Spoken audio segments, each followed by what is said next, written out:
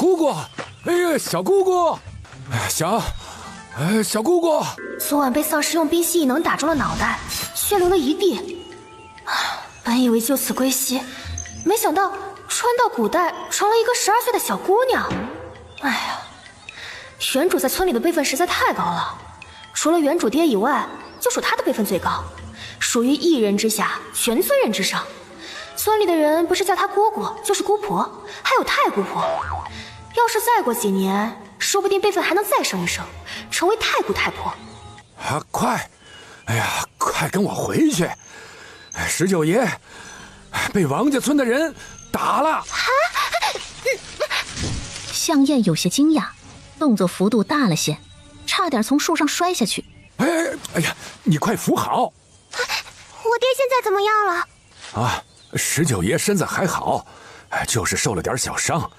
你快下来吧。怎么回事？我爹他们不是去要工钱了吗？怎么会被人打呀？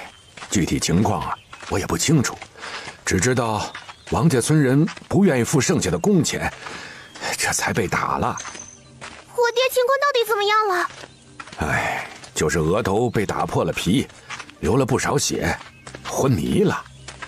人都昏迷了，你还说小声？你这当大夫的心也太大了！人都昏迷了，你还说小声？你这当大夫的心也太大了！不是我心大，伤口倒是不大，就是吧，咱们村的人你都知道，这一路逃荒1年多才到这里落户，身子亏空的厉害。咱们落户之后情况也没好多少，虽然已经落户3年了，但靠咱们人力开荒的地本来就少，又没有养肥，收成也就少啊。这身子只要好好补一补，把气血养回来，人就能醒了。也是啊，现在不要说补一补身子了，不饿死都是万幸了。很快两人进了院门，院子里有好多了人，他们一个个神情憔悴，面容枯萎。姑婆，对不起，是我没有照顾好太爷。这是怎么回事？王家村的人太不吃东西了，明明说好了干1天活给20文的，他们现在不承认，还说工钱是10文1天，早都结清了。太爷忍不住跟王家村的村长王德发理论了几句，他的大孙子就用石子把太爷的额头给打破了，太爷当场就昏迷。我们只好赶紧抬着太爷回来找红墙叔给医治。这事儿不能就这么算了，太爷的医药费得给，咱们的工钱也必须要回来。这事儿不能就这么算了，太爷的医药费得给，咱们的工钱也必须要回来。对，必须要回来，咱们可就指望这些钱买粮食活命呢。只怕这些钱呢要不回来了。他们算准了咱们是外乡人，势单力薄的，不敢拿他们怎么样。王家村在衙门还有人，咱们呢只能认栽。众人都沉默了，他们只是逃难逃到这里落户的，并不是本地人，就算被打也不能找关老爷给伸张正义，只能忍着。这19爷都昏迷了，王德发就没说什么？王德发只说自己孙子小不懂事，让我们赶紧抬着人去医治，连一句道歉的话都没有。我亲自带着大家再去一趟王家村，看看王德发怎么说。咱们现在就去，你先照顾好19爷，等我回来再来看他。向燕点头答应。等他们离开之后，向燕走进厨房，把怀里的鸟窝掏了出来。这时候一个30多岁的妇人走了进来，是隔壁的田桂花。家里没啥好东西给19爷补身子，只有这个，好歹能填饱肚子。向燕知道大家都不容易，家家户户都难，不想收他的东西，于是连忙推辞。小姑姑是不是拿我当外人？19爷都这样了，你们家，咱们都是一家人，就别见外了。桂花说的对，小姑姑就别推辞了。桂花说的对，小姑姑就别推辞了。这时候又有人来了，他端着一碗黄豆也进来了。不一会儿，陆陆续续来了好多人，他们送来了各种各样的粮食或吃食，虽然都不多，但向燕知道这几乎是他们的救命粮，这让向燕的心里大为震撼和感动，心里暗暗发誓，一定要让大家都过上好日子。阿爷，向家村那群臭乞丐又来要钱了。还真是一群让人讨厌的苍蝇。胜利啊，你先去应付应付，我一会儿再出去。爹，你就瞧好吧，看儿子怎么收拾他们。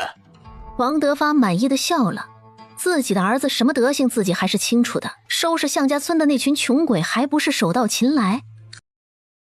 走，哪里来的臭乞丐，仔细脏了我家的院门。吴太太，我们是向家村人，是来要去年我们收麦子的工钱，麻烦吴太太跟王老爷说一声，给我们结一下工钱。你说啥？工钱？工钱不是早就给你们结清了吗？怎么还来要啊？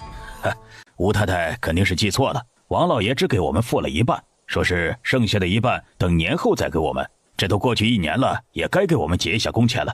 你说谁记错了？老娘记性好着呢，说结清就是结清了，你们赶紧回去吧。哎，工钱只给我们结了一半，还有一半没给呢。吴太太，你可别不认啊。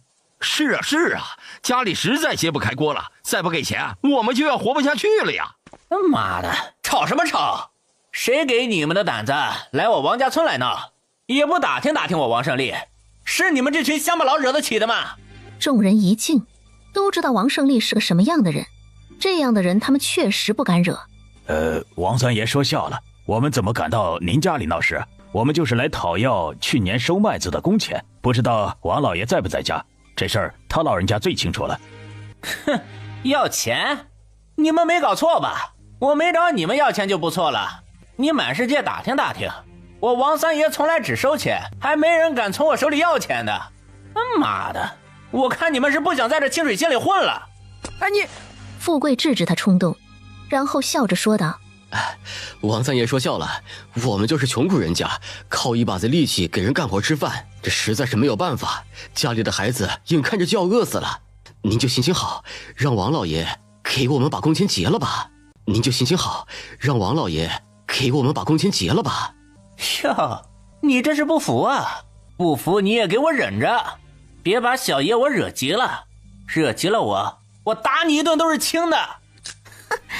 你们这群外地人可真不知好歹，我们连你们是外来的，这才给你们活干的，不但好心给你们口饭吃，一天还给你们10文钱的工钱呢，还不知足。吴太太，咱们说好的一天20文，管3顿饭，外面的行情比这还多5文的，这些您都知道啊。谁说的20文了？早上不是都说了10文一天？不信的话，你们问问我们村其他人。对呀，我们一直说的都是10文钱一天，工钱去年就结清了，你们怎么还来要？听着他们倒打一耙的话，向家村人气了个仰倒，双方推搡之间就打了起来。向家村人只来了20几人，哪里是王家村人的对手？没一会儿他们就被打得鼻青脸肿。王德发见教训的差不多了，春耕还要这群乞丐帮忙干活呢。住手！成何体统？族长年纪大，被打得有些起不来。我爹要是出了什么事，你们就等着偿命吧，我不会放过你们的。我爹要是出了什么事，你们就等着偿命吧，我不会放过你们的。切，先不说他还没死，就是老子今天真把他给打死了，你们又能把我们怎么样？你们敢拿我们怎么样？胡闹！同样的话我都说过一次了，就是10文一天，去年也怪我没说清楚，你们也知道去年收成不好，我们只能给这么多，我们的日子也不好过，大家都要相互体谅嘛。既然王老爷说10文一天，那就10文一天吧，只是公道自在人心，往后我们向家村的人可不敢再来王家村做工了，以后另请高明吧。有种你再说一遍。年轻人就是气性大，回去好好想想再说，话可不要说得太绝对，春耕在即，你们要是想通了，明天就可以来我王家上工，还是一天10文钱，管3顿饭，谁让我这人心善呢？向家村人忍着怒气，一言不发，抬着族长走了。大哥，这次他们吃了这么大的亏，万一春耕他们不来咱们村做工，咱们这么多地咋办啊？家里的长工可忙不过来啊。哼，那帮穷鬼估计快没吃的了，不靠给咱们干点活挣点钱，怎么活下去？就算想找其他活干，那也要其他人有那个胆子请他们，让胜利放出风声，谁要敢请向家村这帮外地佬干活，谁就是跟咱们王家村过不去。放心吧爹，我一句话的事儿。嘿嘿，还是大哥想的周到，只要他们不想挨饿，只能给咱们干活，要不然他们只能进山打猎。山上的野物倒是多，但他们也要有命回来才行。听说他们去年组织村里人一起进山摘板栗，结果有2个人直接死在狼口之下，我不信他们还敢进山。10万大山是那么好进的？要不是太过危险，他们以为向家村那片平地会分给他们，直接赶他们去山里种地去，地留着咱们自己种，岂不是更好？山上的野猪多得很，听说经常下山糟蹋粮食，冬天狼群有时还会下山，他们日子难过得很呐。只要不是他们太蠢，就会明白，只有给咱们村一直干活，他们才有活路，否则就是死路一条，他们只能是咱们的半价长工。黄德发这个老狗简直欺人太甚。唉，他这是拿准了我们只会吃下这哑巴亏，等着我们走投无路，还得上赶着继续求着他们给我们活干。那咱们该怎么办呢？眼下要春耕了，先把地收拾好，再看看周围有没有需要干活的人家，或者镇上和县城都找找，总会有办法。众人点头，也只能这样了。向燕把全家叫了起来吃饭，二壮听到吃饭，惊喜的两眼放光。姑姑，你怎么做面条啊？这多浪费粮食啊！粮食吃完了该怎么办啊？而且那些粮食是村里人给阿爷送来补身子的，要是咱们吃完了，阿爷怎么办啊？再说我们已经吃过饭了。朵朵的小嘴巴拉巴拉说了一大堆。吃饭。二壮开心的端起碗就吃，大家都是饥饿状态，食物面前只保持本能。你不饿？要是不饿，就给你二哥吃吧。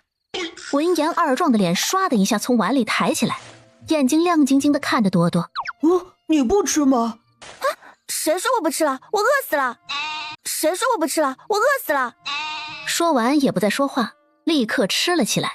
面条入口，好香，好好吃啊！真好吃，姑姑，明天还可以再吃这个吗？还吃？以后还要不要过日子了？不吃就不吃嘛，干嘛那么凶啊？第二天早上，向妍依旧做的是面条。哇，好香啊！好久都没有吃过肉了。姑姑，好了没有啊？我想吃。就连一向木呆呆的大壮也直勾勾地盯着锅里的面条。马上就好，别着急。看着面条差不多了，再撒上一把野葱花就盛了出来。向燕给每个人都盛了满满一碗面条。姑姑，不给阿爷吃吗？你阿爷现在昏迷着，面条要多煮一会儿，等软烂了才能喂。我们先吃。知道了，姑姑。这一顿终于吃饱了，除了大壮和二壮，但也没办法，要让他俩都吃饱。估计乡亲们给送来的粮食2天就能造完。半夜，向燕去了向老爹他们的屋子，悄悄叫起二壮：“姑姑，这么晚了叫我干嘛？姑姑，这么晚了叫我干嘛？”“嘘，跟我出来。”二壮虽说困得很，但还是听话的起身穿了衣服出来。“姑姑，你拉板车干嘛？”“你想不想给你阿爷和族长报仇？”“想。”向燕给二壮说了自己的计划。二壮眼睛一亮：“咱们家的粪太干了，我知道金宝家的粪呕得臭，还有尿桶都攒满了。”“这你都知道？”“他那天来的时候给石柱显摆，我听到了。”“王德发家你去过吗？”“朵朵肯定知道，阿爷去年干活的时候下雨，朵朵给阿爷送过衣服，我去叫他。”三人拉着板车去了金宝家，把他家的尿桶和粪装了3个木桶。向燕被刺鼻的臭味熏得简直想吐。我说的对吧？金宝家的粪就是臭。你小声点，小心把人吵醒。3人被即将要干的坏事兴奋的脚下生风。没多久就到了王家村，向燕把粪水泼了一大门。向燕赶紧屏住呼吸，示意二壮还有后院。几人又轻手轻脚地绕到了王德发家的后门。二壮顺着墙把剩下的2个木桶里的大粪倒了进去。看他们还敢不敢再欺负咱们，让他们吃屎去。看他们还敢不敢再欺负咱们，让他们吃屎去。吃屎吃屎。咱们回去就当什么事都没发生，知道吗？2个人都点头答应了。半夜王德发被尿意憋醒了，他像往常一样打着哈欠向后院走去，吧唧一下被脚下的粪水滑到了，摔了个4仰8叉。来人啊！老婆子！吴老婆子最先被吵醒，她急忙出来看情况，却迎面被臭味熏得呕了出来。哎呦，怎么这么臭啊！最后还是王德发自己爬了起来。王德发冲洗了7、8遍，但身上的臭味怎么洗都洗不掉。他已经被腌入胃了，但他好歹能喘过气来了。肯定是向家村的人干的，他们明着来不行，只能来阴的，我饶不了他们。可咱们也没有证据证明是他们干的呀。这还用证明？不是他们还能是谁？有没有可能是盛远他们在外面得罪了人，报复到咱们身上来了？是不是向家村人不打紧？警告警告他们也好。第二天一大早便听到孙二娘的骂人声。那个挨千孬的把我家的粪水偷走了，给留个空桶什么意思啊？这个你们也好意思偷，也不怕生孩子没屁眼儿？胡咧咧啥？咱们都是一个村子的，你骂谁呢？让大家听见多不好。别人都敢偷粪水，你还藏着掖着干啥？我偏要骂！王八羔子，别让我知道是谁偷的，否则老娘打断你的狗腿！大家快来呀！王家村人来了！你们王家村人还来我们向家村干什么？你们向家村昨晚有人半夜跑到我家，倒了满地的大粪，识相的赶紧把人交出来，否则别怪我们不客气。王德发仔细观察着他们的表情，见众人都是一脸惊讶，不像是装的，心里开始纳闷，到底是什么人干的？谁说我们向家村人半夜去你家捣乱了？你有什么证据？还是说你抓到人了？不是你们还能是谁？那人分明就朝你们村的方向跑走的，还敢说不是你们？这么说，你既没证据也没抓到人，就凭对方向着我们村的方向跑，你就断定是我们村的人？那万一对方就是嫁祸给我们呢？你们不承认也没关系，有你们后悔的时候。得罪我王德发的下场，你们可想清楚。哼！王德发就最后威胁恐吓一番，带着人走了。金宝他娘，你早上是不是在嚷嚷谁家偷你家的大粪了？向家村人的目光齐刷刷望向孙二娘，孙二娘生怕被王德发误会是他家泼的粪。不是我家，我家好好的，什么也没丢，你听错了。说完拉着向满屯走了。就这样过了几天，由于吃的跟上了，向燕身体已经好的差不多了，头昏眼花、四肢无力的情况很少了。大壮、二壮、朵儿，你们看见那几只蜜蜂没？一人盯紧一只，一会儿看他们往哪飞，咱们就往哪追。姑姑，咱们追蜜蜂干什么？姑姑，你的意思是让咱们跟着蜜蜂就能找到蜂巢，找到蜂巢就能采到蜂蜜了，是吧？朵儿真聪明。向燕不吝夸赞，朵朵心下欢喜。几人盯着蜂蜜正看呢，麦穗这时候找了过来。姑婆，你们这是干什么呢？向燕向他招手，示意他过来，把他们的计划告诉了麦穗。这行吗？行不行，一会儿就知道了。对了，你是来找我的？我爹说家里的地快收拾好了，让我先到你家给你们帮忙。他要去外面找活干，剩下的我娘一个人就够了。向燕也不客气道了谢，接着3个人在草地里追着蜜蜂乱跑，最后一样都跟丢了。这时候从穿越来就没听到大壮说话的他，听到大壮叫他姑姑啊，找到什么了？向燕下意识问了一句，就跑了过去，一看之下张大了嘴巴，好大的一个蜂巢啊，比一个木桶还大。蜂巢，是蜂巢！向燕眼看着几只离朵朵比较近的蜜蜂，被他那尖细的高音刺激到，直接掉在了地上。向燕揉了揉耳朵，这杀伤力非同一般。二壮见状就想上前去看，向燕一把拉住他。小心蜜蜂叮到你满头包。咱们快把它弄下来吧，姑姑。先回家准备好东西再来。哟，卖鸡呢？保护费交了吗？我没钱，鸡还没卖出去呢。没交保护费还想卖鸡？二狗，把他的鸡给收了。王三爷，您大人有大量，就放过我这一回吧。我实在是没钱了，家里就等着这只鸡活命呢。求求您，求您行行好。呸！实话告诉你，你们向家村人上了我们三爷的黑名单，以后老老实实的给三爷家干活，你们说不定还能混口饭吃。否则，哼，你们呢就等着饿死吧。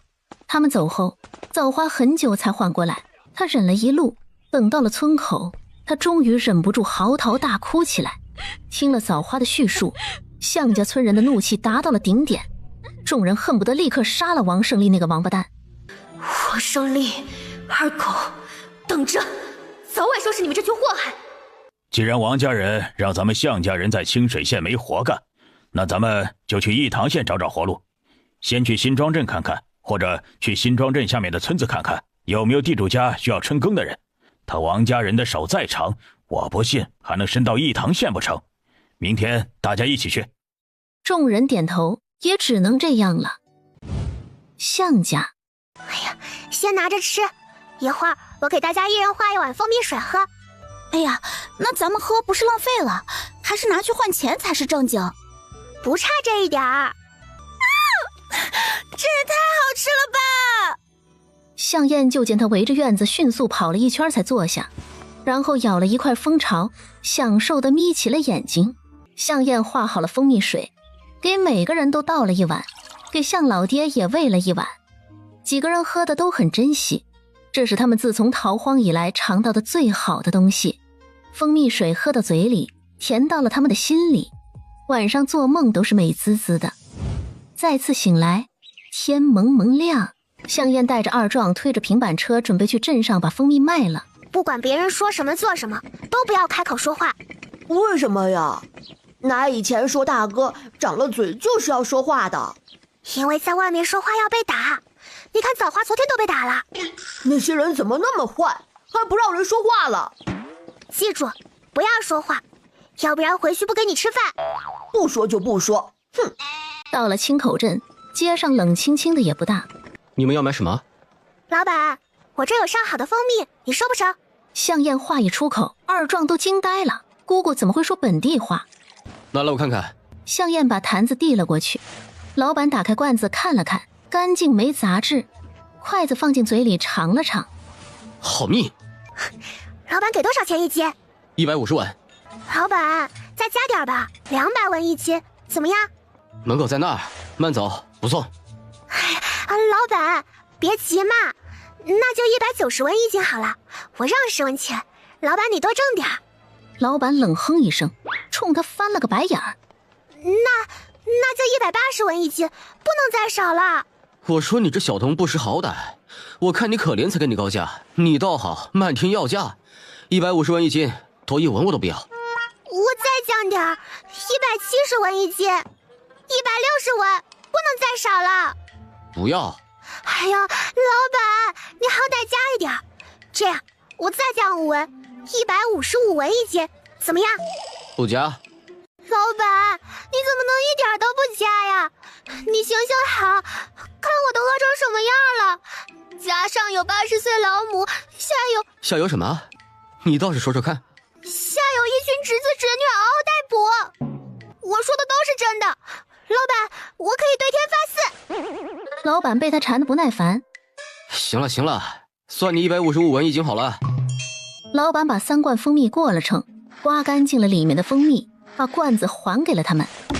一共5斤2两，806文。向燕直接扔进了背篓里。铜钱收好了，一会儿丢了可别来找我。丢不了，马上就没了。老板还没懂他什么意思，就见他对着粮铺老板说道：这位老板，我要买粮食，你可得给我算便宜点啊，为了多俩钱，我容易吗我？你要是买的多，我多称一些给你。向燕问了各种粮食价格，最后他要了20斤高粱面，8文一斤，花了160文。他算来算去，最后买了50斤黑面，花了600文。最后向燕想起来家里的盐也没有了，于是又花了40文买了1斤盐。粮铺老板看他买的多，给他多舀了2碗高粱面给他。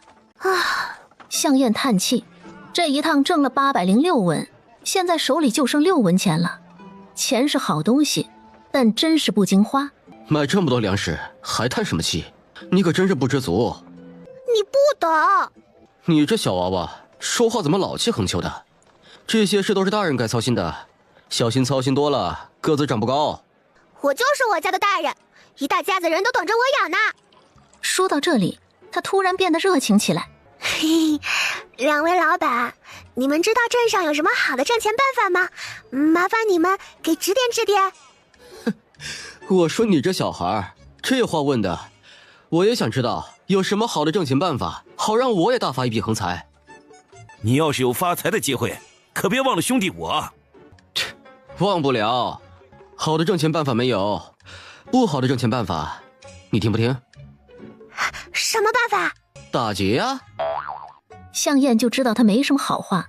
小童，你看看你家里人有没有会写字的，抄书也可以挣钱。那，就前面的书铺就请人抄书呢。真的呀？抄书有什么要求吗？正好我要去书铺，你跟我一起，让书铺老板跟你说吧。向燕道了谢，跟着他去了书铺。书铺老板看到任宝华来了，笑着问：任郎君又要抄书吗？老板有什么书需要抄的？啊，诗经和楚辞、春秋、左传，这边这些呢都需要，就看你想抄哪一本了。就这一本吧。价钱还是老规矩。这个小童也想替家里人问问抄书的事情。哎呀，你太小了，给你说了你也记不住。哎，你小时候记不住，不等于我这么大记不住。哎呀，这也不怪你，毕竟像我这样聪明的人少见。嘿，年纪小小的倒是会说大话。那我说了，你可记好了。我就说一遍。你说吧。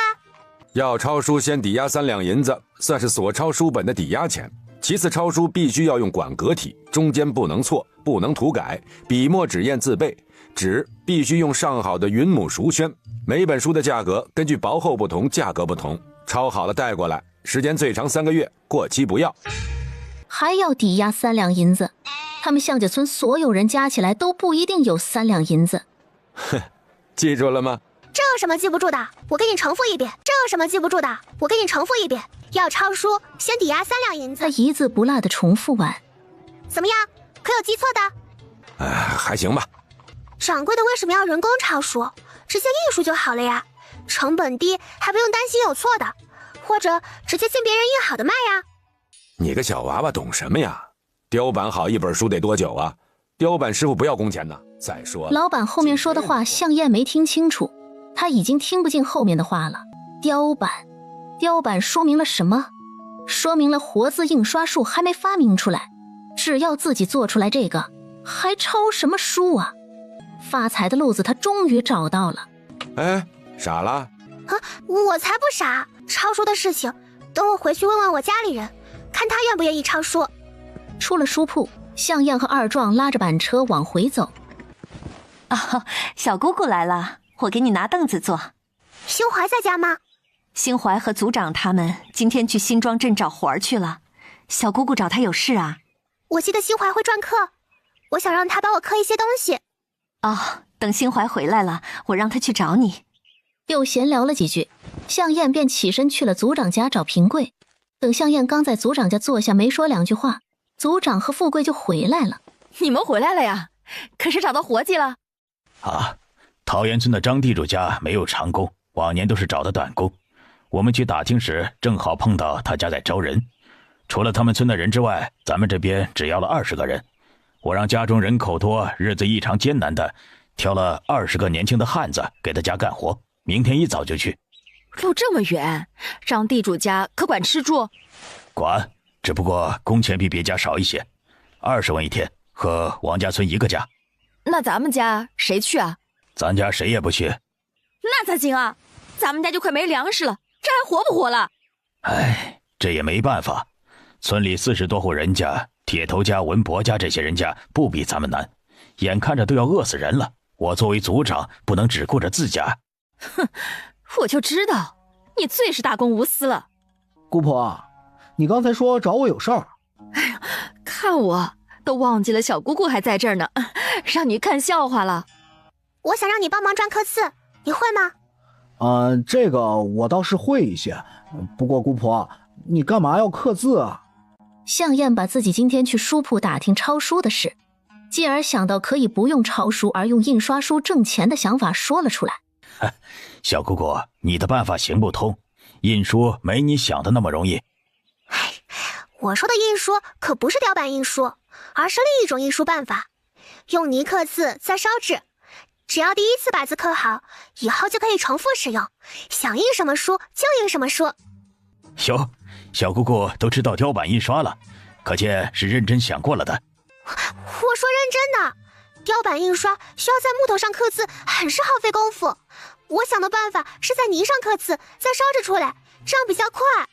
你这办法要是比雕版印刷好，别人早就想出来了，哪还轮得到咱们这种泥腿子？我知道小姑姑为家里着急，但还是想想其他办法吧。姑婆倒是可以说说抄书的事情，平贵也许可以当个书佣。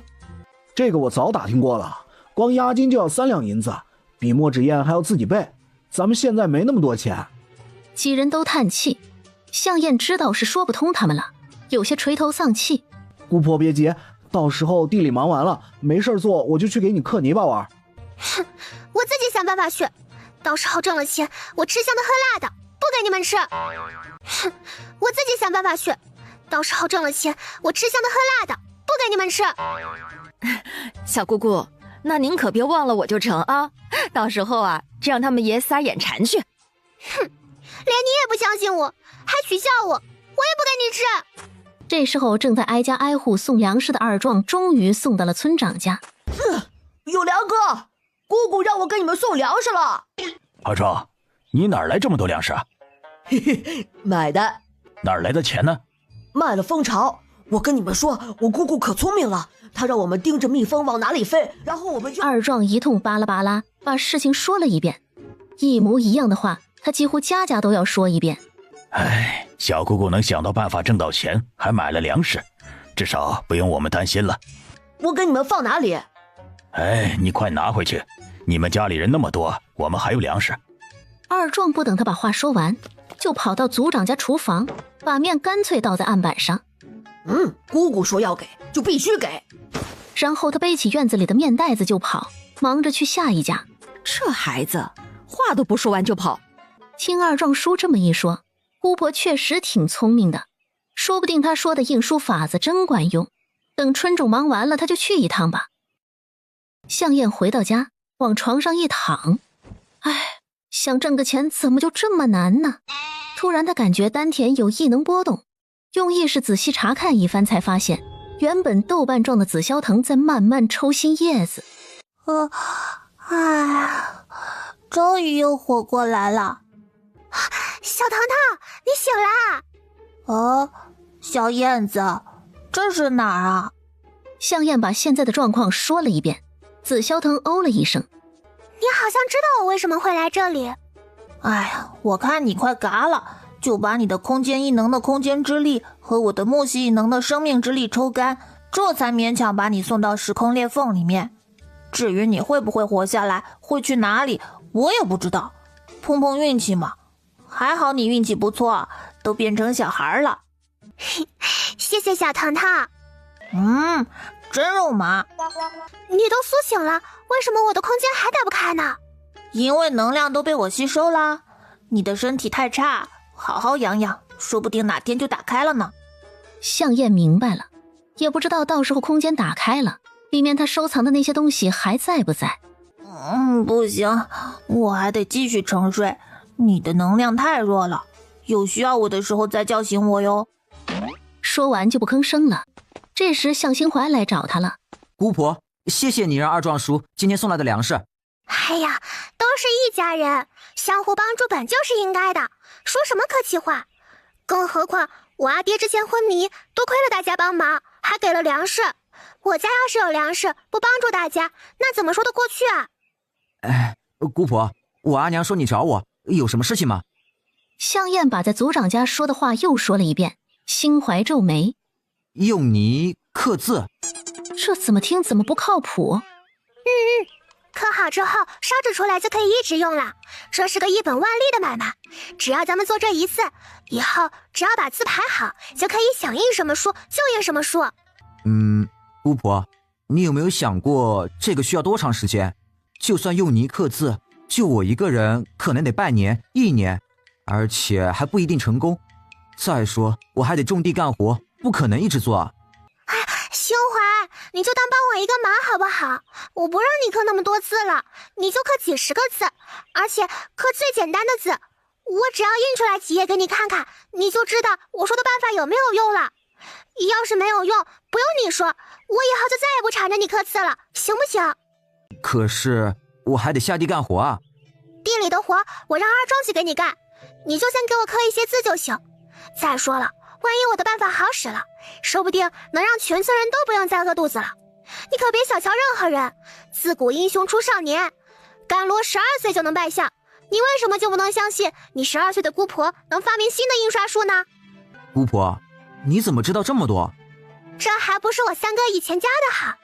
哎呀，不说这个，你就帮我一次好不好嘛，乖侄孙儿。向心怀被他这一声乖侄孙叫得嘴角抽抽。好吧。那过几天我准备好了就叫你。罢了，看在那碗面粉的份上，就陪姑婆玩一回泥巴吧。一大早，香艳挖了很多土回来，她把挖回来的土用木头敲碎，再把土倒进木盆里，加水搅拌。姑姑，你在干什么？姑姑明显是在玩泥巴呀，我也想玩。姑姑，你怎么能用咱们的洗脸盆玩泥巴？好好的东西不能这么糟蹋。再说你都多大了，怎么还能玩这个？玩都玩了，等会儿我洗干净就是了。朵朵撅着嘴继续扫院子去了。想玩？想。你帮姑姑把里面的泥块都捏开。姑姑，再加一些土吧，这也太稀了。不稀，姑姑要这个有用呢。好吧。弄好之后就是过滤了，用什么呢？向叶想了一圈，只有床单了。看见姑姑又把床单剪开了，还要过滤泥巴，朵朵整个人都不好了。姑姑，你是大人了，你玩泥巴就算了，可不能用床单玩，要不然咱们晚上睡觉都没床单了。我不是玩，我这是要做正事儿，给我吧。不给。姑姑，你骗我。姐姐，你把床单给姑姑吧，姑姑肯定是有用的。姑姑不是那种会糟蹋东西的人。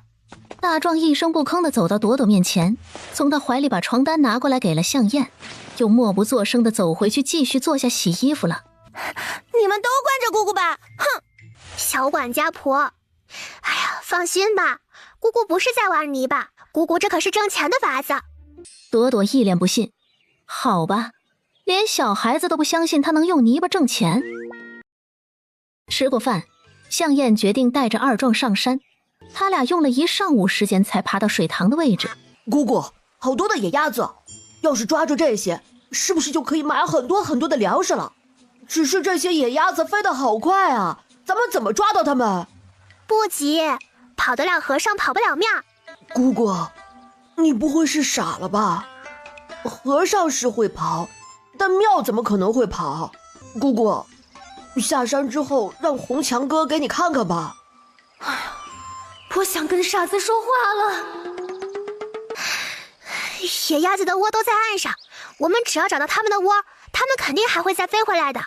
我一会儿教你怎么做陷阱。哦，姑姑你太聪明了，我这就找它们的窝，说不定还有鸭蛋。野鸭子会把它的蛋用树叶和草藏起来，你仔细找。知道了，姑姑。两个人分头找了起来，还真让他找到了好几处，每个窝里都有好多鸭蛋。向燕制止他捡蛋的行为。咱们为什么不捡呢？哎呀，不着急，后面再捡。向燕用结实的藤蔓围着野鸭子的窝，花了快2个时辰设置好了陷阱。向燕拉着二壮跑到了远处的石头后面藏了起来。姑姑，这能抓住鸭子吗？姑姑，这能抓住鸭子吗？等它们都飞回来了不就知道啦。那它们什么时候飞回来呀？一会儿。一会儿是多久啊？闭嘴。好的，姑姑。二壮安静了。过了一会儿，二壮凑到他跟前，小声问道：姑姑，一会儿到了吗？我可以说话了吗？向燕生无可恋，面无表情。说吧。姑姑，你比以前凶多了，不过我还是喜欢凶凶的姑姑，能让我吃饱饭。你的意思是，姑姑要是让你吃不饱饭，你就不喜欢姑姑了？不是的，姑姑，吃不饱我也喜欢姑姑的。嘿嘿，哼，这还差不多。向燕这时候庆幸一家人傻的傻，小的小，晕的晕，要不然还真不好解释自己这性格怎么突然就变了。等到向老爹以后醒来，他可以解释说自己为了养活一家人才改变性格的。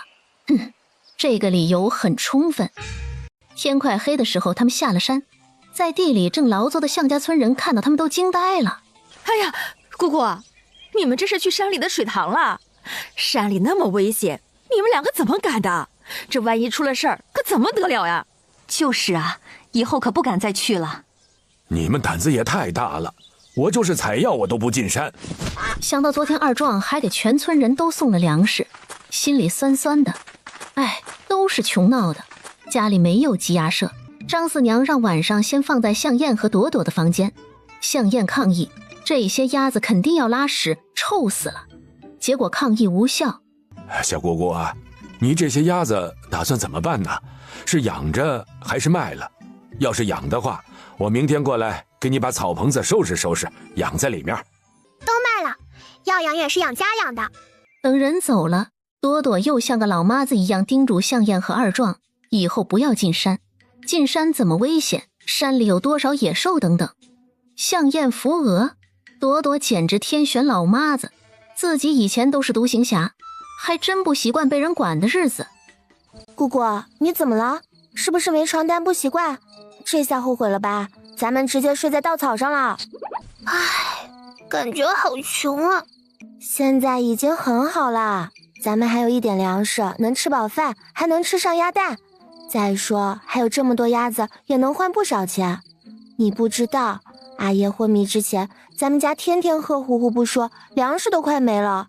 我有多担心，整天怕咱们一家要饿死。唉，放心吧，只要有姑姑在，就不会再让你们饿肚子的。姑姑，你不会还要上山吧？山上那么危险，不要再去了。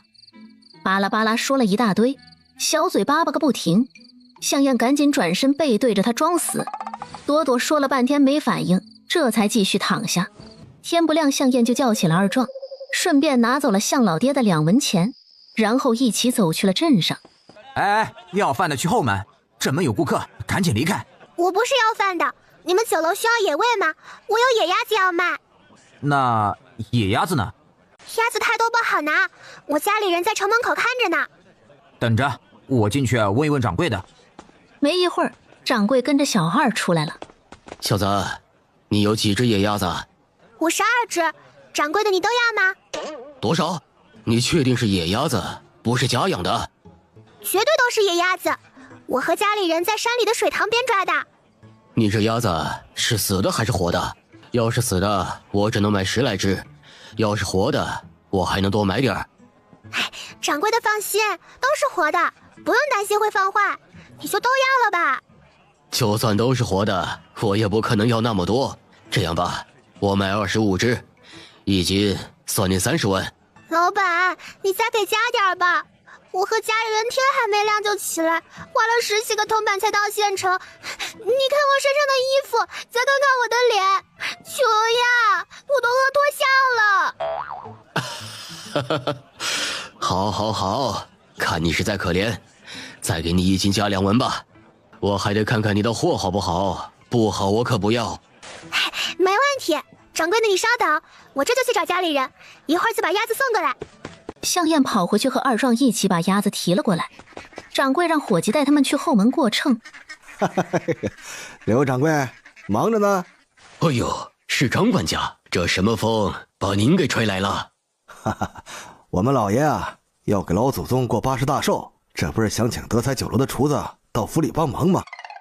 他转头看到向燕他们背篓里的野鸭子，眼睛一亮。这是野鸭子？是啊，我正跟他们说买鸭子的事呢。这不巧了吗？我们老爷正想在寿宴时买些野味呢。啊，你这有多少只啊？向燕看了掌柜一眼。没事，先进这张管家，酒楼没有也不打紧。52只。哎呀，这可不正好吗？我们老爷算了一下要请的客人，差不多就是50席，再备2席，这不刚好吗？那这么一说，这52只野鸭子可不就是专门给府上老祖宗准备的？这是老天都在给他老人家贺寿呢。谁说不是呢？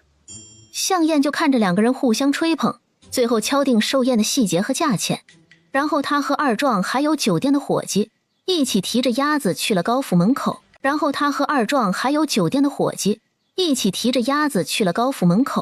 张管家让人过了秤，管家给了10两银子。我们老爷高兴，多的是赏你们的。那就多谢高老爷和张管家了，祝贵府老祖宗福寿安康。你这小童倒是个乖觉的。行了，去吧。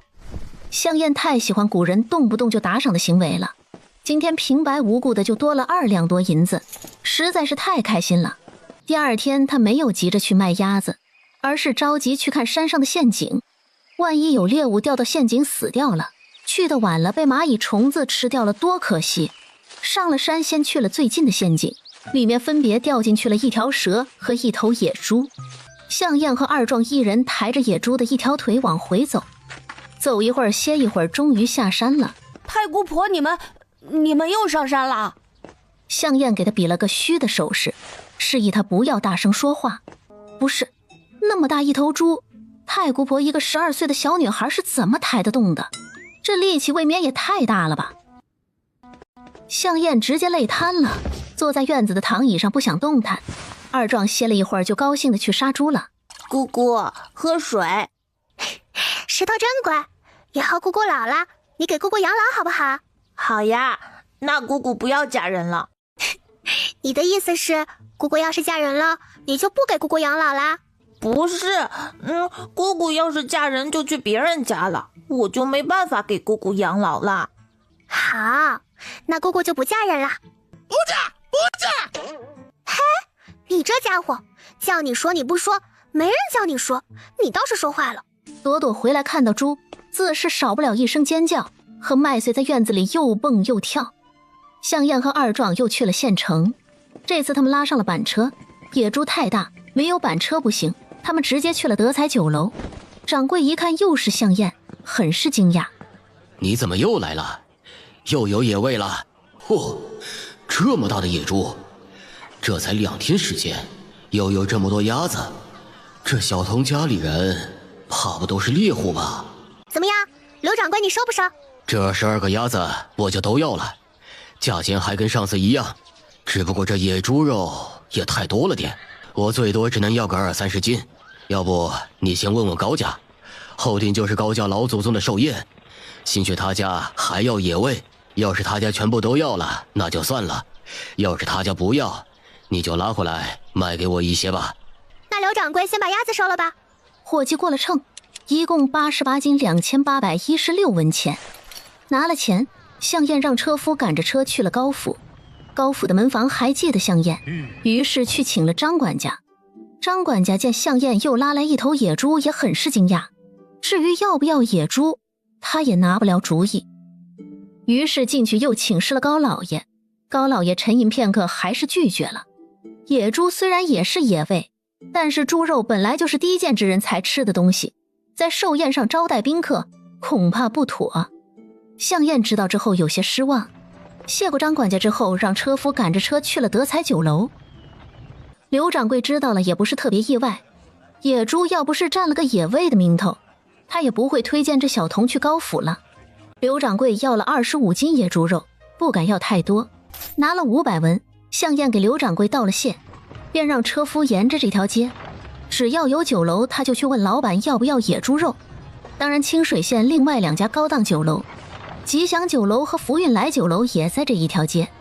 除了这2家酒楼要的比较多，各要了30斤，其余的酒楼基本都是10斤以下。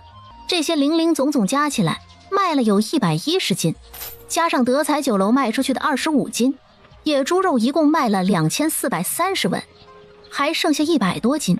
向燕让车夫赶着骡车出了城门，在城外1里的地方停下，只要有路过的人，向燕就喊：走过路过不要错过，野猪肉15文1斤啦，先到先得。钱老汉嘴角抽搐，这小子还真他娘的是个人才。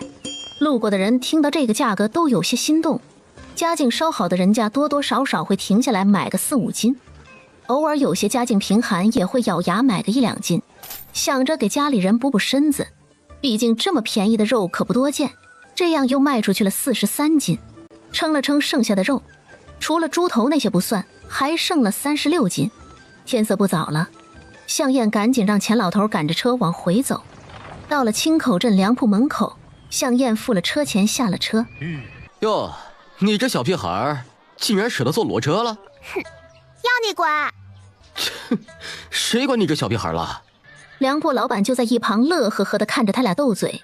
这位独一无二的好心老板，我来取板车了，麻烦再给我来100斤黑面，10斤小米。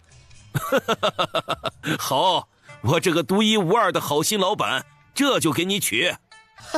你这臭小子，你说他是独一无二的好心老板，意思是我是坏心老板了？我又没说你激动什么？哼，我不跟你这臭小子计较了。粮铺老板和二壮把2袋黑面和小米放到了板车上。再买25斤盐。多少？25斤。买这么多，你是去哪里发财了？喂，你不会真打劫去了吧？你打劫一个试试，看看这是什么？野猪肉。我今天去现场就是卖肉去了。哦，那你也不至于买这么多盐吧？我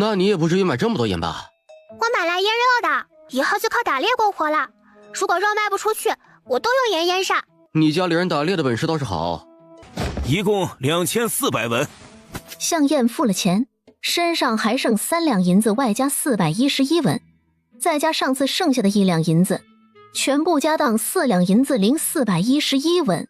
向燕叹口气，一顿操作猛如虎，一看银子没多少。买了这么多东西，还叹什么气啊？做人要懂得知足，你懂不懂？嘿，老板，买肉不？上好的新鲜猪肉要不要啊？只要15文1斤。可别，我是个坏心眼的老板，你还是离我远一点比较好。哎呀，怎么会呢？您是天下独一无二的善良老板，你也买点猪肉，好给家里人打打牙祭，是不是呀？不买。不买就不买，我自己回家吃。哼。他不买，我买，给我来5斤。嘿，好嘞，还是您大气。说完还斜了杂货铺老板一眼。嘿，你这臭小子，你说谁小气呢？我还就大气一回，给我也来5斤。嘿，你这臭小子，你说谁小气呢？我还就大气一回，给我也来5斤。嘿，对，你也大气，是我小气行不行？切，你小子变脸比翻书还快，这用人朝前不用人朝后，是被你玩明白了。说着，向燕称了肉给他们，2人给了钱。向燕转身用这150文在杂货铺老板那买了3斤麦芽糖，这才和二壮急忙往家赶。这小子有一股机灵劲儿，还挺招人稀罕。是啊，他拿我逗闷子，你拿我俩当乐子。我哪有啊？这不看你俩斗嘴挺有意思吗？而且这孩子确实鬼精的，以后说不定有大出息。哼，就他那嘴，能把死的说成活的，指不定哪天就把人给忽悠了。话也不能这么说，他机灵也是好事儿，说不定呢，以后咱们还有用得着他的地方呢。切，谁会有用得着他的地方？再说了，你也说了这小子鬼精的，就算咱们有需要他的地方，他会帮忙，他不站在边上笑就不错了。你说的也有可能。这话谁都没当回事，没想到日后他俩还真有需要向燕帮忙的地方。刚走到村中，向燕和二壮就看到向心怀一脸着急忙慌地从他们身边跑过。红祥叔，我娘晕倒了，快来救救我娘啊！把板车推回家去，我去看看玉兰。说完，他就跑去了向心怀家。进了柳玉兰的屋子，只见她面色苍白如纸，两颊凹陷，嘴唇毫无血色，双眼紧闭。哎呀，这是饿的。都怪我没有注意到阿娘，我应该省着点粮食，给她多留一点的。心怀别急，我去拿一些吃的过来。向心怀看着只到她腰高的姑婆，突然发现小小的女孩不知什么时候已经不是印象中那个脸色蜡黄的小姑娘了。姑婆什么时候变化这么大了？向燕可不管她什么反应，噔噔噔跑回了家。她拿了半斤麦芽糖和一些盐，又用盆装了满满一盆面，让二壮和她一起端去了向心怀家。进了院门才看见。此时村里很多人过来看柳玉兰的情况。各位侄子侄女儿、侄孙侄孙女们让一让！各位侄子侄女儿、侄孙侄孙女们让一让！小姑姑一下子拿出这么多好东西呢。是啊，瞧着麦芽糖和盐，还有这么多粮食，可得花不少钱呢。多谢姑婆。先别顾着谢我，赶紧救你娘要紧。这是麦芽糖和盐，赶紧用热水化开，先给你娘喂下去。向心怀把化好的糖水和盐水一点一点给他娘喂了下去。过了一会儿，柳玉兰缓缓睁开了眼睛。阿娘，你终于醒了。阿娘给你添乱了。众人听的都是一阵心酸。整个向家村现在除了向燕家，过得都很艰难。谁家陶锅大，多拿几个，就在祠堂门口等着。啊？拿锅干啥？熬汤，猪蹄儿、猪骨、猪肉都有，差不多有70、80斤。哎呀，这可使不得！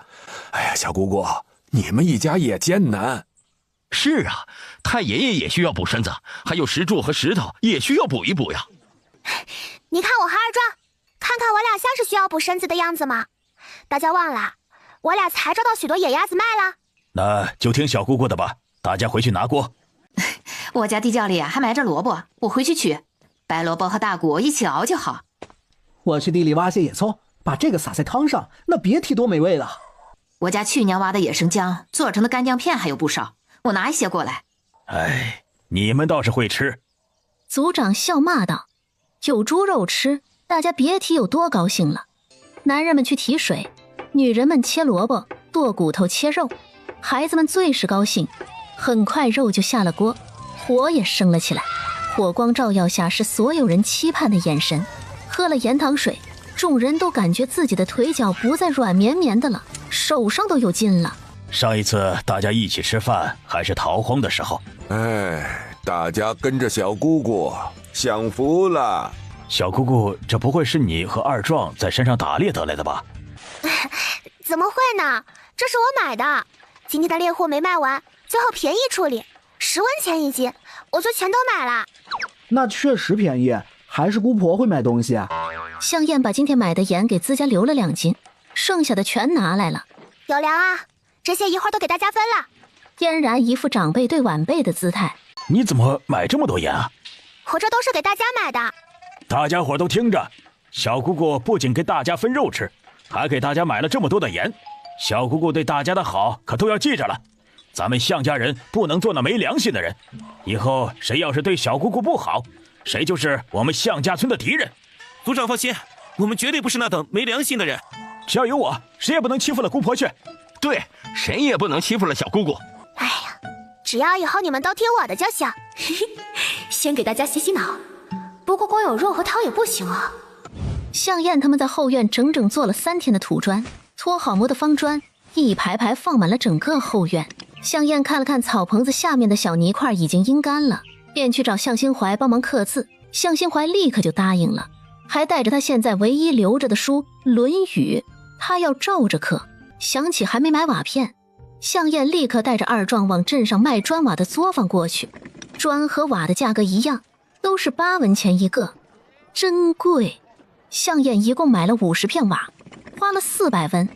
他们刚回到家，还没喘口气，就听到村中传来哭骂声。哼，你个丧门星，你哭什么哭啊？你还有脸哭？要不是你，我们家顺才早就有儿子了。你个不下蛋的母鸡！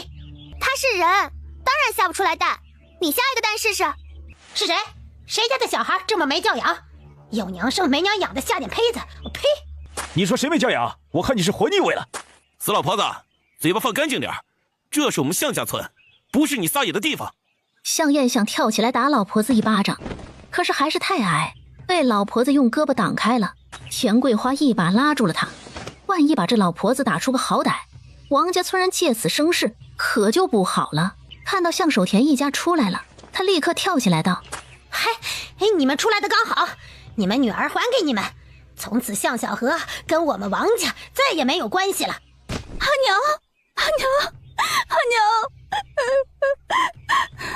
哎呀，别哭了，亲家母啊，这是怎么了？哼，还怎么了？向小河生不出来儿子，被我们家顺才休了，以后男婚女嫁各不相干。亲家母，你这也太着急了。你看2个孩子还年轻，孩子迟早会有的。再说才2年时间，有些成婚7、8年才生孩子的也多的是。是啊，亲家母，这婚姻大事啊可不是儿戏。小荷嫁到你们王家这2年，任劳任怨，没有功劳也有苦劳呀，不能说休就休啊，这让她以后还怎么做人呢？行了，你们别跟我们说这些有的没的，我们今天来不是跟你们商量的，向小荷我们家是不会再要了。哼，给，这是休书。顺才，你也是这么想的？当初可是你求着让我们把小荷嫁给你的，还说你会对她一辈子都好的。赵老婆子，你别装腔作势，明明是你儿子3心2意，和李秀才家的女儿勾搭上了，要休妻另娶，少往我身上泼脏水！你们这样的缺德事干多了，也不怕遭报应吗？姐，你说的是真的？嘿，你少胡说八道！我儿子怎么会干出那种事情？你就是想扒着我们家顺才不放，故意污蔑他。我是不是污蔑他？你们心里有数。王顺才，你个窝囊废，你就等着天打雷劈吧！嘿，好你个向小荷，看我今天不打死你！平时的柔顺都是装的吧？敢诅咒我们家的顺才，你这个不下蛋的母鸡！够了，你个死老婆子，赶紧滚！当真以为你们家是什么好地方？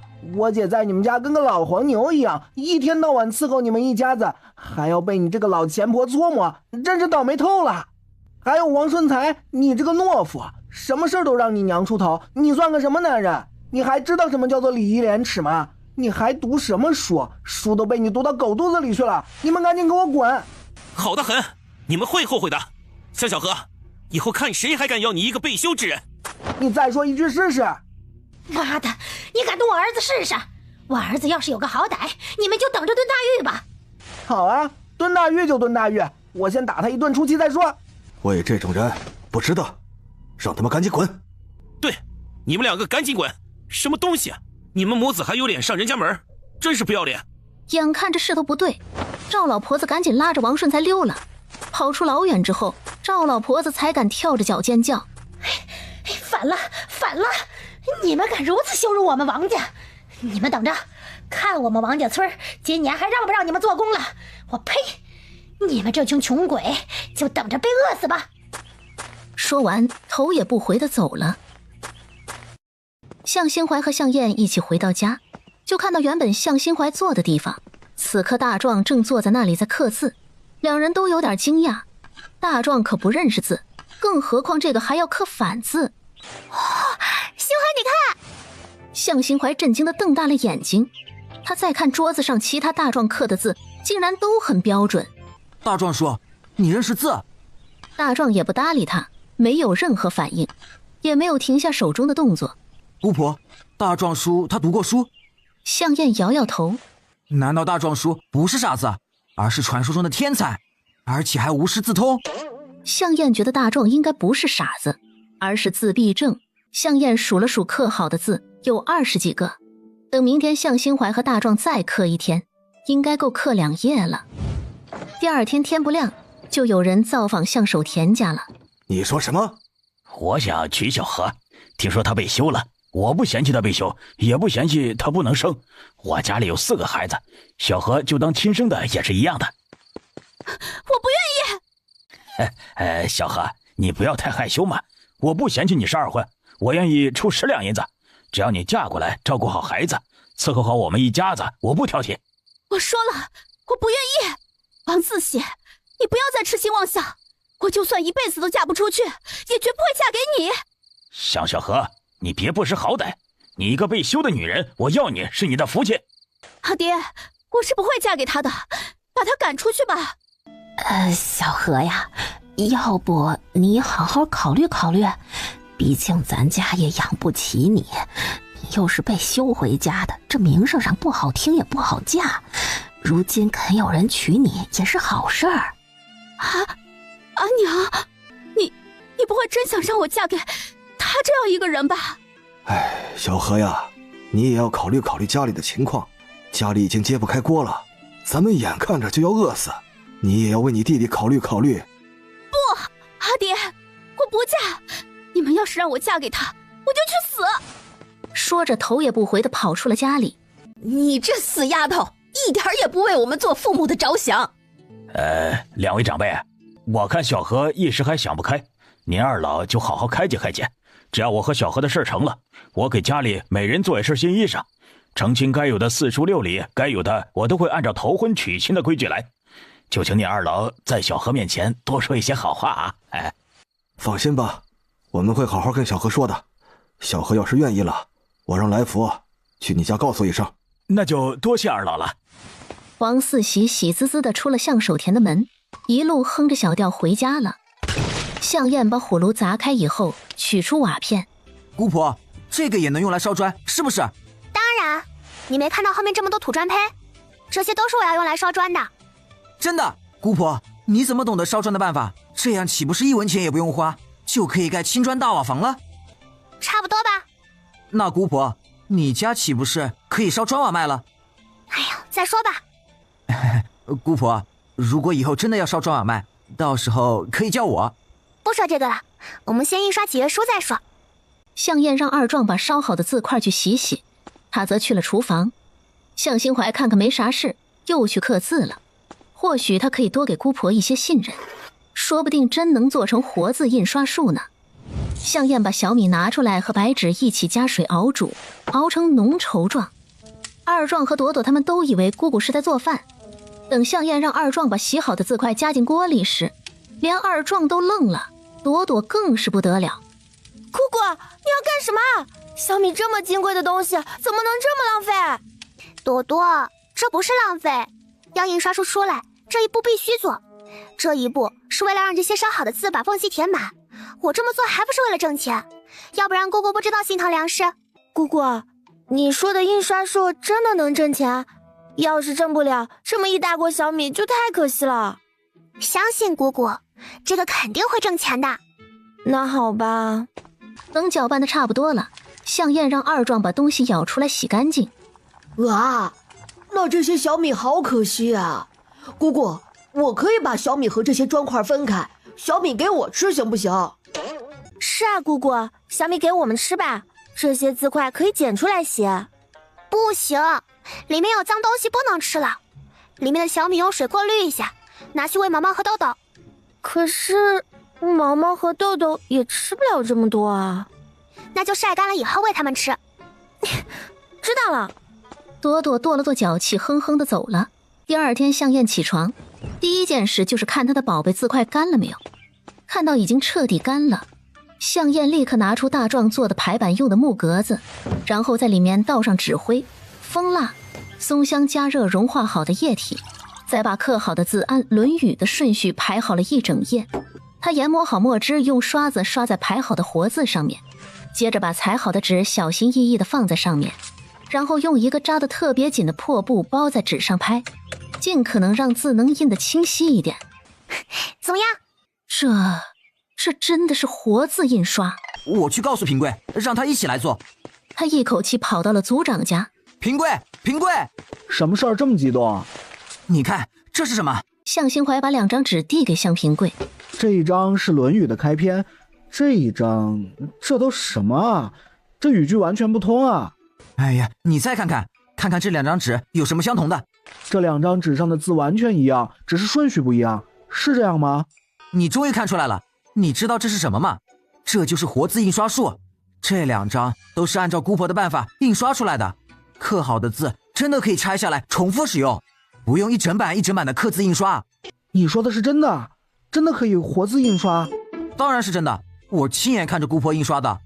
太好了，没想到真的被姑婆做出来了，我要告诉爹去。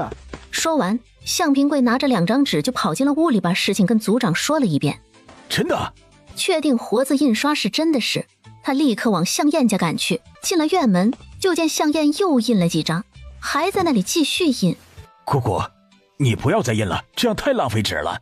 正在这时，向小荷哭着跑了进来，跪在了族长面前。叔，求你救救我！我不想嫁给王思喜，我爹娘他们非逼着我嫁给他，我不想嫁。哎，你这孩子到底怎么回事？你先站起来再说。叔，你应该知道王思喜就是王家村的那个官夫，他都30多岁快40的人了，家里还有4个孩子。他昨天来我家提亲，我爹娘为了10两银子的聘礼，非要逼着我嫁给他，这不是把我往火坑里推吗？叔，求你跟我爹娘说说情，让我不要嫁给王思喜，求你了。这时候吕巧姑跑了进来。你这个死丫头，你找组长干什么呀？有事回家说。我不回去，回去还不是要被你卖给一个带着4个孩子的老官夫。你这个死丫头胡说什么？谁要卖你了？我们这是给你说了门好亲事，被你说成卖女儿，你这个不孝女。来福娘，你有话好好跟孩子说，小何是大人了，又不是小孩子，怎么还能动手呢？组长，你看这丫头多气人呢！我好不容易给她找了个婆家，她愣是不愿意嫁。你说她一个被休的女人还挑3拣4的，这不是存心气我吗？那是什么好人家？那分明就是火坑！要嫁你嫁，我不嫁！我告诉你，这人你非嫁不可！快跟我回去，少在这丢人现眼！我就不回去！我不回去！来福娘，俗话说强扭的瓜不甜，既然小何不愿意，你又何必强求呢？组长，这是我们的家事，就不劳烦组长操心了。小何年纪轻轻的，你就要把她嫁给一个老官夫，有你这么当娘的吗？说出去也不怕丢人，还说小何丢人现眼，我看是你丢人现眼。小何，我就问你一句话，你是嫁还是不嫁？要是不嫁，你也就不要再进我们向家的门了。我们向家也没有你这种不顾家人死活的女儿。不嫁！我都说了，出嫁从亲，家家有身，我的婚事我说了算。好，既然你不嫁，从此就不是我吕巧姑的女儿。邢怀，你帮婶子写个断亲书，从此向小荷就不再是我们向家的女儿了。胡闹！断亲书是随便能写的，你让她一个女人以后去哪儿啊？她爱去哪儿去哪儿，她不管我们一家人的死活，我也没有必要在乎她。婶子，凡事好商量，小荷姐既然不愿意嫁，那就重新给她挑就是了。这断亲书是万万不能写的。邢怀，你写吧。邢怀，你就写吧，小荷以后来我家。小姑姑，你胡说什么呢？小孩子家的懂什么？还有你一个当娘的怎么如此狠心呢？一点母女情都不顾了？断亲是随便断的？小荷是犯了什么十恶不赦的大罪了？不顺着你嫁给老官夫，你就不要女儿了？你这是亲娘还是后娘啊？你这干的是人事吗？吕巧姑还要再说，组长打断他说道：行了，我也不跟你一个妇道人家说去，你去把向守田给我叫来。吕巧姑不满的跺脚，怒气冲冲的回去叫向守田了。哎呀，我看小荷他爹娘要是再逼他，他怕是要寻死了。不会吧？你看他的样子，像不像存了死志？哎，以前也没看出向守田两口子是这副德行啊！我一会儿好好说，一定不能让他们断了亲了。我看小荷他娘为了10两银子已经魔怔了，是不会妥协的。小荷的脾气看起来也很是强硬，她肯定不会愿意嫁给老官夫。小荷大概就是死路一条。你小孩子家的别乱说，事情哪有那么严重啊？你待会儿看吧，小荷他爹娘八成是想通过断亲逼他就范，小荷估计要被他们夫妻俩逼死。如果小荷父母要断亲，你一会儿再让他们断了吧。小姑姑，你又胡说，这亲要是断了，小荷才是10成10的要寻死了。你先听我说完，刚才你也看到我的活字印刷术了，我以后也需要找人干活，不如干脆就收留小荷，让他帮我干活，他也算有条活路。这怎么成啊？哎呀，怎么不成？你想想，就算你今天把双方都安抚了，小荷他爹娘不情不愿的同意让小荷不嫁给老官夫了，那下一次呢？万一他们为了钱再给小荷找一个不愿意的怎么办？再断亲一次？唉，再说了，就算这次都安抚好了，你觉得小荷以后在这样的父母底下讨生活，能有好日子过？哎，罢了，一会儿看情况再说。能安抚好最好，如果安抚不好，你就听我的。这时候向守田夫妇来了，向守田臊眉打眼的对着组长干笑道：有良哥，来福他娘已经跟我说了，我们这也是实在没办法呀，家里都没粮食了，眼看着就要饿死了。王四喜愿意出10两银子娶她一个2婚的，这是打着灯笼都找不到的好事啊！什么？你们说的老官夫是王四喜？就王四喜那样的人，你也忍心把小荷嫁给他？我们这也是为了来福啊！来福眼看着都18了，还没有媳妇儿。就咱们村这个情况，不要说现在，就是以后，没有10年8年，都攒不下钱娶媳妇儿。10年8年以后，谁还嫁给他呀？这不是要断子绝孙吗？这让我以后死了，怎么下去见列祖列宗啊？向守田说完也哭了起来。他其实就是想假哭，希望让族长能体谅他不容易。阿爹，要我嫁人可以，但是不要把我嫁给王四喜。女儿真的不愿意嫁给这样的人。小荷呀，是阿爹没有，阿爹也是没办法呀。你要是不嫁给王四喜，谁愿意花10两银子娶一个二婚的？爹，我真是你们的亲女儿吗？为什么你们眼里只有儿子？你这个不孝女，你爹都这样求你了，你还要怎样啊？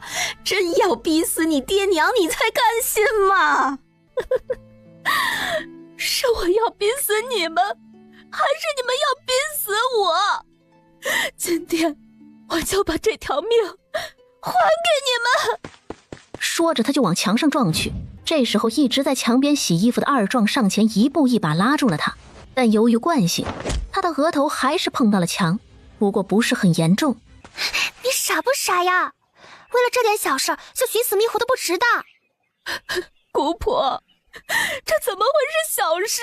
我不嫁给王思喜，我就没活路了。可我不想嫁给他，我还能怎么办？你这个死丫头，你这寻死觅活的想要干什么？你死了，你让我和你爹怎么办？我们还活不活了？罢了，我们也不逼你嫁人了，好好活着就行。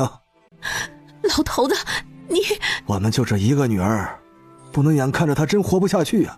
以后给她有口饭吃就行，她想嫁谁就嫁谁，也不算我们父母子女一场。正在这时，12岁的向招娣一头冲了进来，跪在族长面前。族长，救救我！我娘要把我卖给人牙子！又来一个，族长顿时一个头两个大。向招娣的阿娘孙二娘跟着冲了进来。你个赔钱货！我让你乱跑，让你乱跑！哎呀，住手！你在干什么呀？有你这么大孩子的，有话不知道好好说，这一个个的一点都不省心的。哎呀，族长，我也是没办法，家里实在揭不开锅了，只能把他卖了换点钱，我们一家老小才能活下去啊！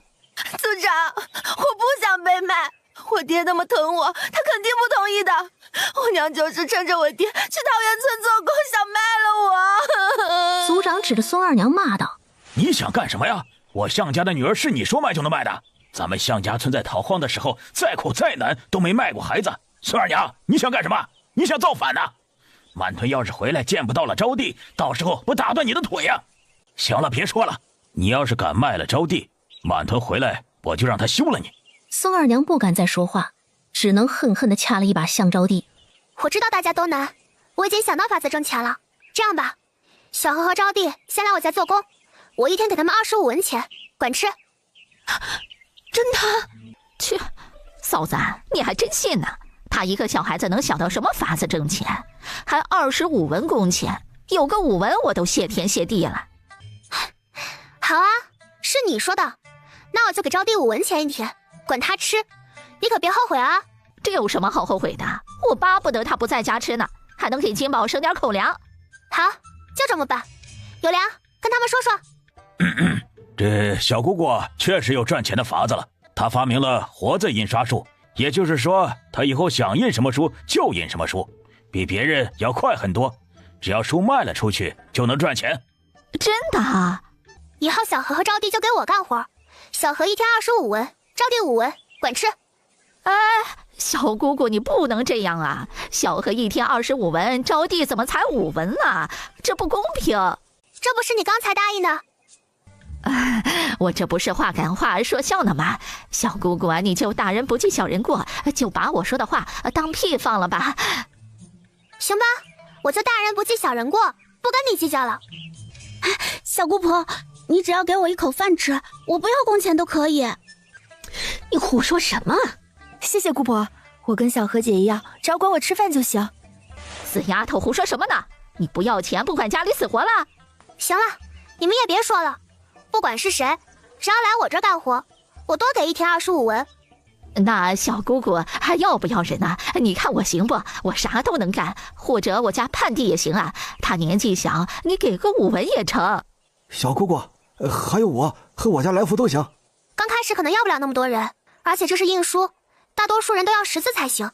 像裁纸、刷墨、拓印这些事情都不用识字，后面事情都确定下来之后，再看要多少人。现在当务之急是刻字，现在会刻字的就3个人，兴怀、桂平还有大壮。除了他们3个人，还有谁会刻字啊？大壮也会刻字？大壮天赋异禀，他看一看字，自己就会刻反字了，而且还不用事先在上面写反字，都是直接刻的。大壮叔真的是个天才，太聪明了。说到刻字，我娘也会，我爹在世的时候，我娘也跟着学过。其实刻字不难，难的是写反字。不如这样，我和心怀先写反字，写好之后大家一起刻，这样就快很多了。你这个主意好啊！咱们村识字的还有谁？刻字最好找认识字的人，到时候那么多字，需要一个个挑选出来排版，印刷出来还要检查，整理纸张顺序，这都是要认识字儿的。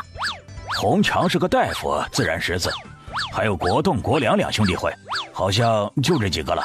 阿爹，你忘了我哥和你也识字？哎，对，我把富贵和我自己都忘了。还有一个人你们也忘了，圆圆也识字啊。那就把他们都叫过来，咱们说干就干，抓紧时间，早一天做好，咱们就早一天能挣到钱。以后需要的书多了，说不定全村人都能挣到钱。小姑姑这话说得对，咱们抓紧时间。你们谁去国栋家？还有江岩家锁着门，估计在地里干活的，都去喊一喊。我去，只要能挣钱，什么事儿都好说。就是，姑姑说的话听着就让人激动。只要日子但凡过得去，谁会？后面的话没说，但大家都懂。别说废话了，都赶紧去叫人去。好，我们这就去。有良，你记不记得我特厉害？我不光只有活字印刷术这一个赚钱的法子，你看着吧，我以后还要带着大家赚更多的钱。你还有什么赚钱的法子？先保密，到时候你就知道了。哎呀，有良呀，你看我这么厉害了，以后还要带领全村人发家致富，你是不是可以退位让贤啦？啊？什么意思啊？就是这个组长的位置，你让给我算了，能者居之嘛。你也1把年纪了，该享享清福了。原本向燕只想带全村人一起赚钱，他躺平，但今天向小河和向招娣的事，让他意识到自己该做点什么了。哎呀，小姑姑，你都这么大了，再过2年，眼看着就到了能嫁人的年纪了，可不能再这么没个正形啊！说话都没个把门的。想当组长这话，那是能乱说的吗？我可没乱说，我是认真的。我当了组长，一定会带领大家赚钱吃饱饭，过上好日子。有良啊，组长的位置你就让给我，村长还是你来当。我主内，你主外，咱们只要配合默契，一定会让咱们村的日子过得红红火火，蒸蒸日上。组长没想到他是认真的，顿时不知道该怎么训斥他了。胡闹！你以为组长你想当就当啊？就算有赚钱的法子，也没人会同意你当组长的。你一个小娃娃还是女孩子，怎么可能当组长？你见过哪个组长是女子的？你说我年纪小，我承认，但年纪小不代表当不了组长啊。你知道甘罗吧？甘罗12岁就是宰相了，我也12岁了。像我这么聪明的人，怎么就不能当个小小的组长啦？再说了，女子怎么啦？只要有能力带大家过上好日子，男女不都一样？女子能处理朝政，能带兵打仗的也不是没有。大家只要能吃饱饭，过好日子不就行了？规矩都是人定的，咱们改了不就行了？只要我把组长当好，带领大家过上好日子，说不定从我开始，咱们大魏朝就有了女子当组长的先例，以后咱们村还能被载入史册呢。向燕小嘴巴拉巴拉说了一大堆道理，把组长说得一愣一愣的。组长之位不是你想的那么简单，这可是关系到全村的大事，你一个小娃娃，可这族长的事儿你懂多少啊？你只看到赚钱，这村里还有很多复杂的人情世故、规矩礼法都要处理，不是光会赚钱就行的。这村里还有很多复杂的人情世故、规矩礼法都要处理，不是光会赚钱就行的。哎呀，那都不是事儿，有不会的我可以学呀。再说村里不就是那些事儿，有啥难的？不是还有你吗？你是村长，我是族长，咱们强强联合，还有什么事情是摆不平的？小姑姑，你还是趁早打消这个念头，把你印刷的事情搞好就行了，其他的事情就不要想了。哼，那到时候就看着我荣华富贵，你们吃糠咽菜吧。好，好，好，我们吃糠咽菜，你荣华富贵。这丫头也太大逆不道了，什么都敢想啊！姑姑好会说，虽然听不懂，但是感觉好有道理。姑姑当族长的话，应该也是可以的吧？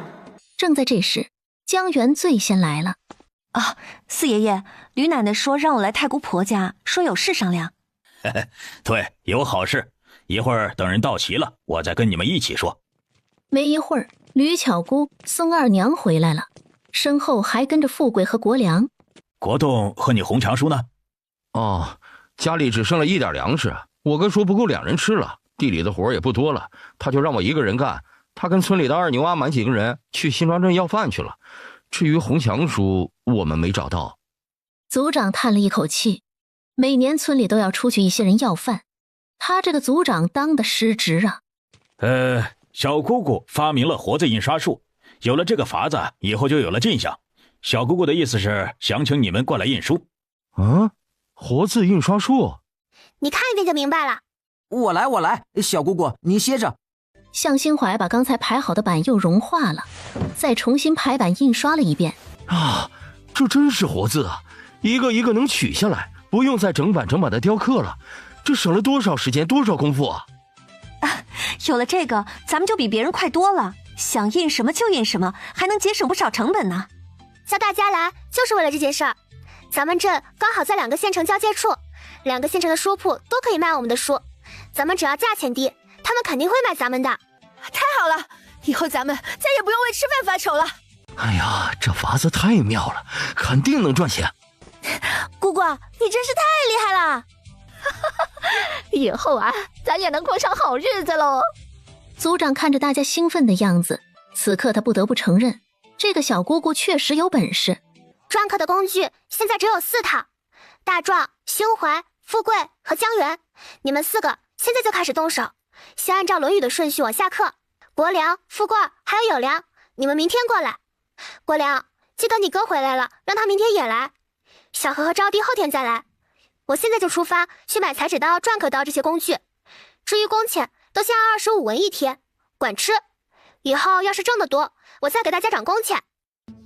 书能不能卖出去还不一定，万一这件事情不成，那姑婆岂不是亏了吗？还是等书能卖出去再说工钱的事吧。臭小子，你说什么丧气话呢？这还没开始呢，你就想着万一卖不出去的事情了？四爷爷，虽然国良叔说的话欠妥当，但考虑得很周到。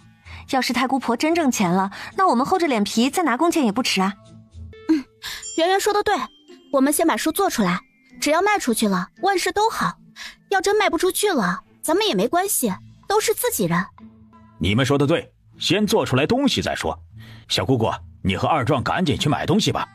好，对了，小姑姑，你们买东西记得去新庄镇买啊，别去咱们镇上了。别人一听咱们的口音就知道是向家村人，没有人敢卖东西给咱们。不会啊，我们买了好几次东西了，镇上的人都不知道我们是向家村人。怎么可能啊？你们一说话，别人不就知道了？我跟他们说一样的话不就好了？说一样的话？对呀，他们说的话，我们刚来要饭的时候就学会了，没什么难的。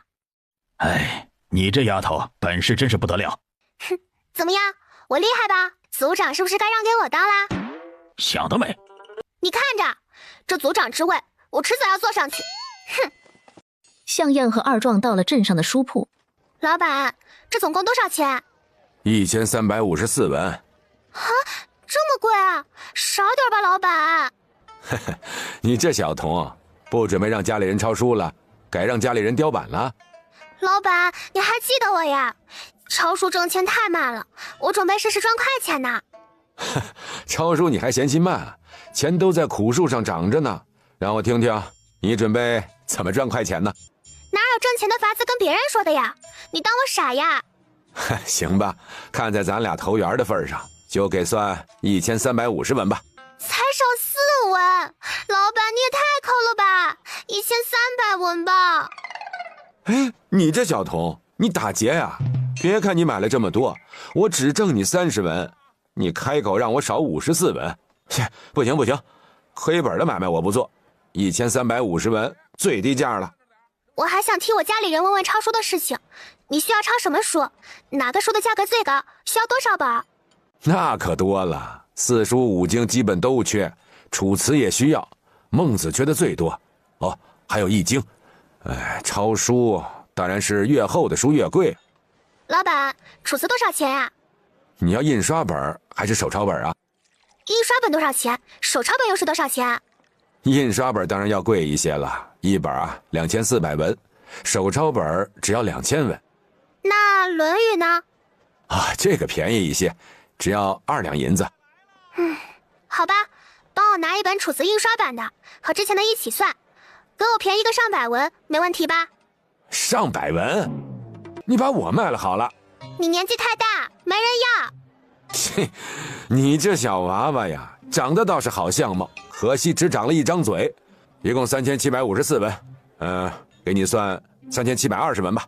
我这1文钱都没赚你的，真是亏大发了。这当老板的不光能说会道，演技也是一流啊。老板，收封纸怎么卖？哼，你不会真打算雕版印刷书吧？你不会真打算雕版印刷书吧？是有这个打算，到时候你在我那拿货，我给你算便宜怎么样？嘿，你知道雕版得多久吗？等你印刷好啊，不知道猴年马月了。那我要是真的印刷出来，你要吗？也不是不行，到时候你给我算便宜点就行。嗨，没问题，谁让咱们两个投缘呢？封皮纸到底怎么卖？1张50文，你要几张啊？向燕把手里的291文放在柜台上。这是我全部家当了，就这么多，你给我来6张没问题吧？这个也不知道能裁出来够多少本书。这个能裁36个封面呢，够你用了。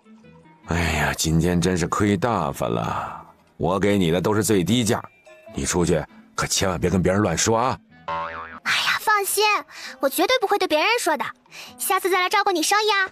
向燕拍了拍手，叹了口气，他重新又回到了1文钱都没有的日子，钱真是不经用啊。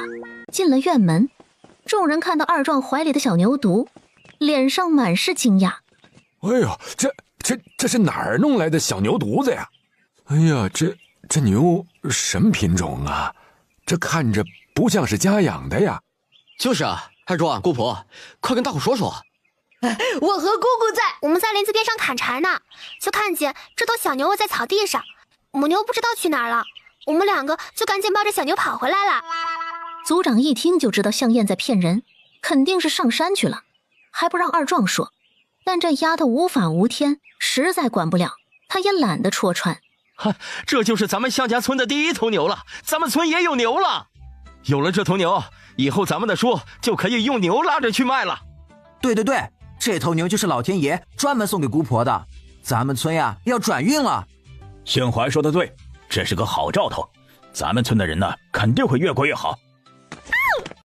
我家有牛了，我家有牛了！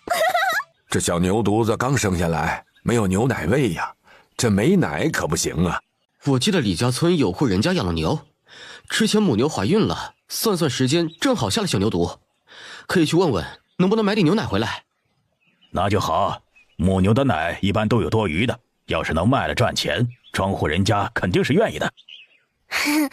我那天买书和篆刻工具，把银钱都花完了。不行，就大家凑凑吧，我家里还有5文钱。哎，只能这样了。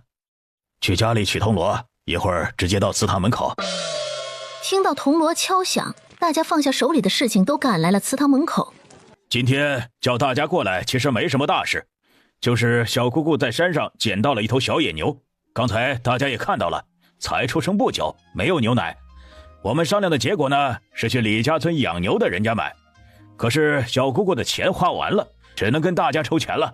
不过大家放心啊，小姑姑已经找到了赚钱的法子，相信很多人都听说过，现在还在起步阶段，不过很快就能赚钱。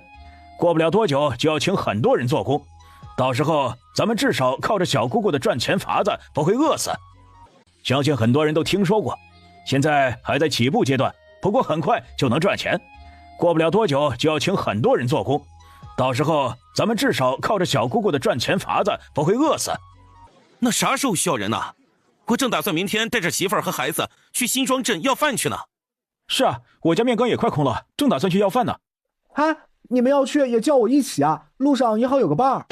去，要饭哪能一起去要？人家还以为刘明来了呢。组长，我家还有2文钱，我去拿。我家还有3文，我去拿。我还5文，我6文，比你多1文。大家真是穷得五花八门，穷得乱七八糟，最多的存款竟然只有6文。哎，姑婆，要不要我记一下，大家都给了你多少钱？这有啥好记的？没有一个超过6文的。到时候我给大家通通还10文。还是姑婆霸气。最后全村人众筹了234文。这些钱应该能应付7、8天，7、8天之后《论语》应该也印好了，到时候卖了就不担心了。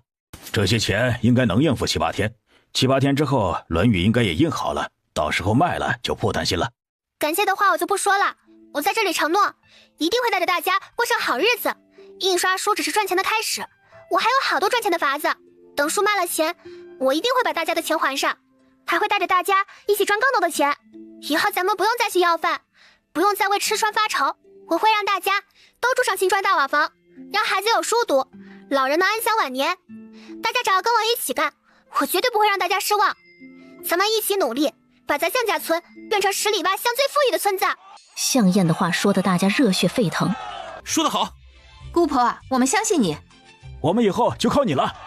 族长有一瞬间恍惚，觉得小姑姑或许真能当族长，能承担起族长的大任。小姑姑，赶紧去吧，小牛犊子应该很久没有吃奶了，你和二壮带着他去，记得带上木桶啊。向燕答应了，带着二壮推着平板车出发了。过了4天，《论语》后半部分的字也刻完了。向燕烧制好后，所有人一起同时5个版印刷，1天时间就印刷好了20本《论语》，大功告成，大家都很激动。咱们向家村能不能重新站起来，就靠这些书了，一定要仔细，千万不能被人骗了。让国良和阿蛮陪你一起去。阿蛮，我明天就让他别去要饭了，他学过一些功夫，有他和二壮、国良在，我也能放心一些。第2天，二壮推着板车和向燕、国良、阿蛮一起去了青口镇。国良和阿蛮怕被王家村的人认出是向家村人，他们2个以前都在王家村当过短工，所以距离书铺还有几家店的时候就停下了。二壮跟着向燕进了书铺。老板，我来啦！哟，是你来了？哼，这次来买什么呀？我有东西卖给你。他让二壮从包袱里取出一本《论语》递给老板。你看要不要？书铺老板接过来，翻开看了几页，惊讶道：呵，你家里人还真搞起雕版印刷书了？是啊，那天不是跟你说啦？我当你说笑的呢。书铺老板仔细翻了翻书，他检查了几处都没有错漏的地方，字体清晰，纸张也不错。啊，这书啊倒是还过得去，就是你这价格愿意多少出啊？先说好啊，太高了我可不要。放心，我绝对比旁人价格低，一本书就算1300文吧，怎么样？老板心下一喜，确实比他在其他地方的进价要低200文呢。印刷本的《论语》能卖2两银子，那他岂不是能赚700文？这太划算了。1300文，哎呀，太贵了，太贵了，不行不行，我最多呀给你1200文。向燕的内心价位就是1200文，他就是要用低价赢得市场，但面上还要装一装。老板，我是看在咱们投缘的份上才给你这么低的价格，你知道板雕有多难吗？稍微出一点错，整个板就废了。我们光板雕就快半年了，不知道费了多少木头，我家院子都快堆满了，你再给加点吧。请相人也要花不少钱的，好歹让我们有点赚头啊。你也知道我们开店的不容易，读书人毕竟少，一本书要卖好久才能卖出去呢。哎呀，这样吧，我给你再加20文怎么样？我这人够大方了吧？才加20文？你要知道，《论语》你卖1本就2两银子，你才出这么点，你要是不重新买，那就算了，我找别的书铺去。哎，你看你还急什么呀？你买卖讲究的不就是商量的吗？来，这样，我给你再加30文，一加250文，怎么样？你有多少啊？行吧，1250文就1250文，我也不知道家里到时候会不会怪我。他们跟我说最低价1300文一本，我直接跟你说的是实价，结果你这……算了，我这里有20本，你要多少？我都买了，我算算多少银子啊？一共25两银子。老板不相信，继续算。拨完算盘，他惊讶道：“哎呦，还真是25两银子！你这小童倒是厉害啊，难怪你家里人放心让你出来。不过，你父母怎么不来啊？让你一小孩子每次出门，也不怕被骗呢？”看着一旁一脸清澈愚蠢的二壮，这个是你哥哥吗？这是我侄子，我哥哥嫂嫂都没了，我爹出不了门，我娘……会好的，你看，你这不就赚了这么多银子了？哎，拿着啊，收好。你再帮我拿2刀上好的宣纸，再拿60张书封纸和2块墨、2支笔。书封纸呢，我就多送你2张。以后要是有其他的书，你再送到我这儿，咱们价钱好商量。以后啊，长期合作。那就多谢你啦，以后长期合作。你这里要是有人想单独印书，可以让他找我，我价格优惠。行，有单了我就介绍给你。结算完，向燕卖书的钱就剩9两银子了。向燕叹了一口气，这钱挣起来好难，但花起来如流水一般。向燕和二壮去了卖猪肉的摊位，向燕把猪下水和肉骨头全买了。最后向燕在粮铺老板那买了20斤小米、2斤盐、500斤黑面，最后剩了2两银子零320文。向家村，这是卖出去了？卖出去了。小何、招娣、圆圆，赶紧过来裁纸，咱们再继续印。咱们现在最重要的是挣钱，《论语》的字已经刻好了，咱们可以先把这2刀纸全印《论语》，反正这个需求量大，不怕印多了卖不出去。就让新怀和平贵、国栋先刻字，其他人先全部印刷《论语》，等着40本《论语》印好之后，先卖一卖，看看情况再说。哎呀，你看我老糊涂了，还不如小姑姑一个小孩子想得周到啊！还是小姑姑这新脑子好使啊。那你那组长的位置？组长立刻像踩了尾巴的猫。组长位置？那想都别想。哼，到时候可由不得你，我就要跟你争。我先把大家这几天的工钱结了，也好让你们给家里人赶紧买粮食。我和旭柏都在太姑婆家吃饭，就先不算了，先把钱给其他人结了吧。我家里就4娘一个人在家，你给点，她够买粮食就行。我们也不用给，家里又没有其他人了。不行，钱都结清，你们不要推辞了。我结工钱的钱还是有的。再说了，我结的工钱，你们也可以借给村里其他人先买粮食去啊，等以后再让他们还就是啦。众人还要再推辞，向燕最不耐烦这个，立刻打断：“我是你们的姑姑、姑婆、太姑婆，长辈有话你们听着就行，不要反驳。好了，发钱。我是你们的姑姑、姑婆、太姑婆，长辈有话你们听着就行，不要反驳。好了，发钱。”哎呀，看到没？姑姑虽然是个小娃娃，但是主意正，办事有章程，杀伐果断，是个当……看着组长瞪向他的目光，他换了个说法说道：“是个当上位者的料，嘿嘿，我看好他。”组长哼了一声，没反驳。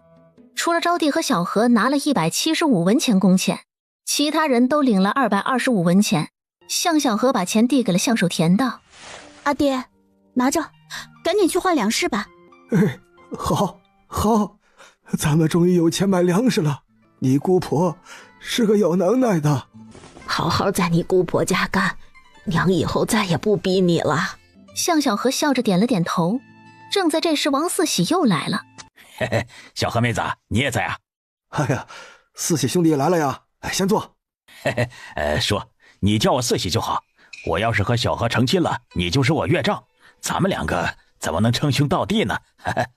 向守田噎了一下，这是真不懂还是假不懂？听不懂他话里的意思吗？四喜兄弟啊，咱们两个是一个辈分的人，我闺女怎么能嫁给你呢？这不乱套了吗？她年纪还小，刚回娘家，我和她娘啊，想让她在娘家多待几年再嫁。哎，说这女大不中留啊，留着留着就成仇了。更何况她已经嫁过人了，她这样被羞的女子在家里要被人说闲话的。小何妹子嫁给我正好，我不嫌弃。四喜啊，你和小何的事儿就算了，你们不合适。为什么呀？我和小何哪里不合适了？你和我哪里合适了？你和我爹年纪都一样大了，竟然好意思想娶我？你要长相没长相，要有多邋遢有多邋遢，身上的臭味1里地之外都能闻到了，家里孩子一大堆，凭什么认定我会给人当后娘？我是吃饱了撑的，有多想不开要嫁给你？怎么跟你四喜叔说话呢？还不出去！向小何这才转身出去了。我这么真心实意想娶她，她咋这么嫌弃我呀？四喜啊，这世上的女子千千万万，你让媒婆再给你找一个就是了。不，我就要小何。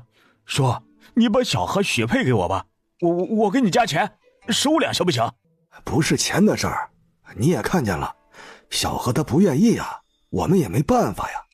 是啊，这出嫁从亲，在嫁从身，小何的婚事他自己说了算，我们做不了主。你条件这么好，要是愿意花15两娶个媳妇儿，你找个媒婆，什么样的女人给你找不到呀？不，我不想要其他女人，我就想要小何。再说了，找媒婆还得花银子呢，我又不是钱多了没处使。向守田和吕巧姑对视一眼，这是个二货，两人都不想再搭理他。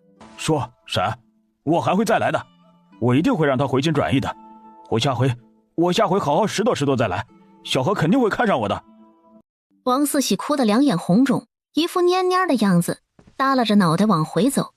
路过王德发家的时候，王胜利正好出来看见他了。哎，四喜哥，你这是怎么了？出什么事了？胜利啊，我去向家村了，王顺才不是休了小何吗？我就去提亲，结果他嫌弃我。四喜哥，你别着急，我给你想想办法。真的？你有什么办法？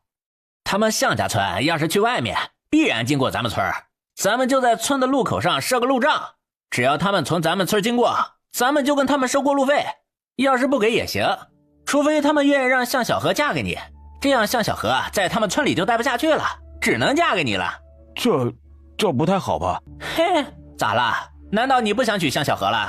当然想，我做梦都想，天天晚上都梦见他。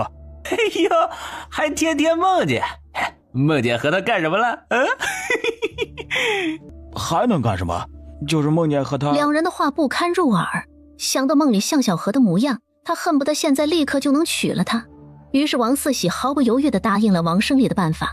你去哪儿了？逛这么久？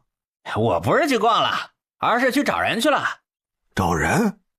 王胜利一脸得意地笑，把事情经过从头到尾跟王德发说了一遍。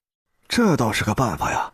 向家村人日子不好过，听村里人说碰见他们好多人往新庄镇乞讨去了，你这次再给他们加把火，到时候他们还不是乖乖的任咱们捏扁搓圆，好好当咱们村的长工，工钱还低，还不用管他们住的地方。本以为这次他们会服软，没想到还挺硬气，哼，害得咱们春耕请了其他村的人干活，25文一天，这个亏不能就这么算了，趁着这次机会好好给他们长长教训。爹，这会不会太狠了？赶狗入穷巷，到时候怕是要出事。你一个妇道人家懂什么啊？他们向家村要人没人，要钱没钱，要关系没关系，能闹出什么花来？一个小村子才400多人，怕什么？周翠翠不敢再争辩，但她心里总觉得他们家做事太绝，自古人狂天收，她只盼着不出什么事儿才好。向家村，小姑姑起床了，这么多人都等着你安排活呢。满院子的人目光齐刷刷地盯着她。小姑姑，这人也太多了，光印书用不了那么多人呢。有粮，请点人数。有粮，请点人数。刚才已经清点过了，家家户户都来了一个人，咱们村一共61户人家，还有我们几个印书的，除了你家之外，一共107个人。向燕就是故意的，他要让族长先慢慢适应被他支配，以后渐渐形成习惯。族长的位子早晚都是他的。你做得很好，以后什么事情都要像今天一样给我报告的清楚，省去不少事。族长气闷，他感觉自己的族长之位已经被撸了。印书确实用不了这么多人，我还有其他活交给你们干。什么活呀？原先印书的人还继续印书，至于你们新来的15岁以下、45岁以上的女人，先跟着族长他们印书，他们每个人该干什么，有粮你就多操点心，给安排一下。他明白了，自己就是小姑姑手下的一个小管事。都听见小姑姑的话了，15岁以下、45岁以上的女人跟我来。一群老的老，小的小，跟着族长去了院子西边忙碌去了。你们10个一排站好，我清点一下人数。向燕数了数，一共65人。你们谁做饭好吃，留5个人给大伙做饭。你们谁做饭好吃，留5个人给大伙做饭。枣花儿，你的手艺好，你给大家做饭吧。不，我那手艺可拿不出手，王婶子手艺比我好多了。那我就不客气了哈，我去做饭，你们呀就将就着吃吧啊！以后你们5个人就负责给大家做饭，一定要干净，让大家吃饱。放心吧，小姑姑，交给我们没问题。以后你就是你们5个人的管事，厨房的事就由你负责。啊，管事？不用了吧，只是简单做个饭而已。再说了，我哪当得了管事啊？厨房当然得有个管事的啦，谁该做什么，做什么饭，油盐酱醋够不够，缺不缺这些事情都要有人操心。100多人的饭不是那么容易做的。再说了，以后咱们要用的人还要再增加，几百个人的饭没个管事的，岂不是乱套啦？还是小姑姑想得周到。既然小姑姑这么信任我，我一定会好好干的。今天早上先做面条吧，以后1天3顿饭，每天晚上再发一些面，早上又来做馒头。几人答应着去厨房了。姑婆，那我们干什么呢？看见那片菜地没？分出10个人来，那片菜地不要了，把地面压实，里面长出来的青菜全拔了给厨房送去。啊，姑婆，这可万万使不得呀！没有菜地以后吃什么呀？再说这么大的院子空着也是空着，多浪费呀！这些地方我都有用。你们7个男的，你们拉土做土坯砖晾在后院，后院放不下再放前院。他对枣花说道。这60人暂时都归你管，你就是他们的管事，给他们把事情安排好。啊，这可咋行啊？我们这里不是还有男人吗？哪有我们女人当管事的道理啊？这有啥行不行的？咱们现在做事儿讲究的是把事情干好，又不论男女。你聪明能干，我相信你能把这60人的活安排得妥妥当当的。可大家会不会不服我呀？有我跟你撑腰，你怕啥呀？再说了，只要你做事公平公正，把活安排合理，大家自然会服你。你就大胆去干，出了问题我给你兜底。行，姑婆，我试试。都听枣花的安排，好好干活。放心吧，太姑婆，你说啥就是啥，我们都听枣花婶的安排，只要能吃饱饭就行。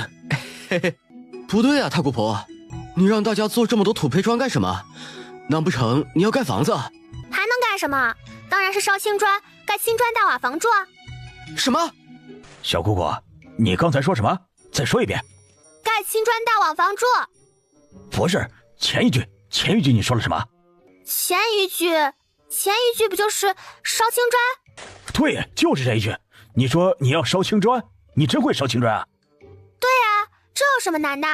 姑姑，你当真会烧青砖？你当真会烧青砖？姑婆，你当真会烧青砖？当然是真的，我昨天就开始烧了，就在后院。你是怎么知道烧青砖的方法的？还是说这又是你自己想的办法？咱们以前在老家的时候，我家不是盖房吗？我跟着我爹去过砖瓦房，看他们烧过。可能是因为我年纪小，也没防备着我就记下来了。小姑姑，你确定能成功？这得烧多久啊？小姑姑，你确定能成功？这得烧多久啊？差不多总共半个月吧。这个要经过烧窑、焖窑再硬窑，就差不多等冷却就好了。姑婆肯定能成功的，咱们的字块就是烧出来的，只不过这个字块小而已。我上次就想跟大家说，姑婆也可以烧砖的，可是印书给忙忘了。这么大的事儿都能忘？你姑婆年纪小，不知道这个事儿的重要性，你也不知道啊？我这不是急着印书出来挣钱吗？再说了，你每天催我催的那么急。小姑姑，要是这次真能烧出青砖，准备开砖瓦坊吗？我没打算卖，就自己烧一些够盖房子就行了，这个太费力气了。再说咱们住的太偏僻，不一定有人买，就算有人买，王家村人肯定会在其中捣鬼。我有的是赚钱的法子，这个就算了。我也是这个想法，卖砖不太现实，但咱们自己可以烧砖盖房，这就省了一大笔钱了。就是不知道小姑姑你愿不愿意教大家怎么烧砖呢？或者你指挥他们干活，重要的地方你自己做，我们避着就行。啊，大家想住青砖大瓦房可以呀，选我当组长就好啦。没问题，我支持。阿蛮在组长的怒视下，声音越来越小。小姑姑啊，这组长之位咱们改天再说吧。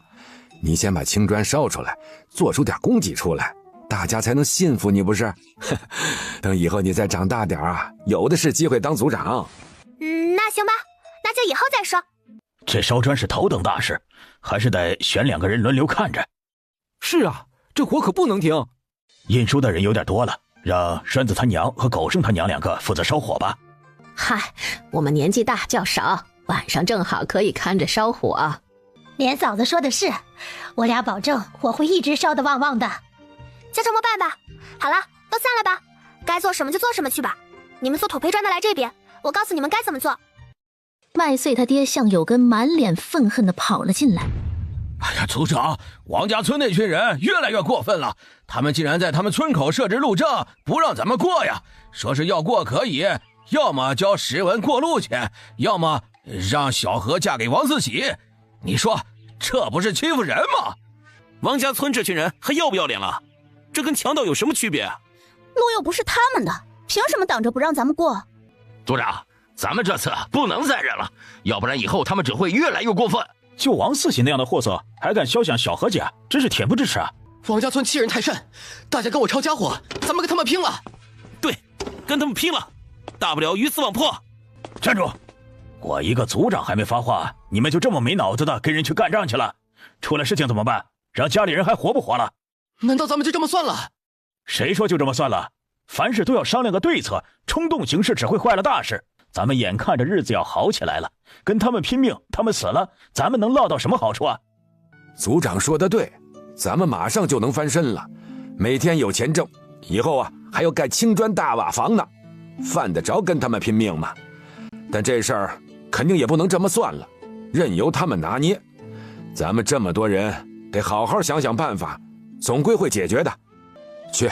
去铜锣，让所有人在祠堂门口集合。富贵答应一声去了。这是全村人的大事，女人们的点子不比男人少，大家一起去商量，说不定他们能想出好办法。胡闹，妇道人家懂什么呀？赶紧干活要紧，书要赶紧印出来卖出去，大家还指着这个赚钱呢。挣钱不在于这一时半会儿，大事要紧，大家跟我走。哼，净添乱。瞧不起女人，早晚要吃亏。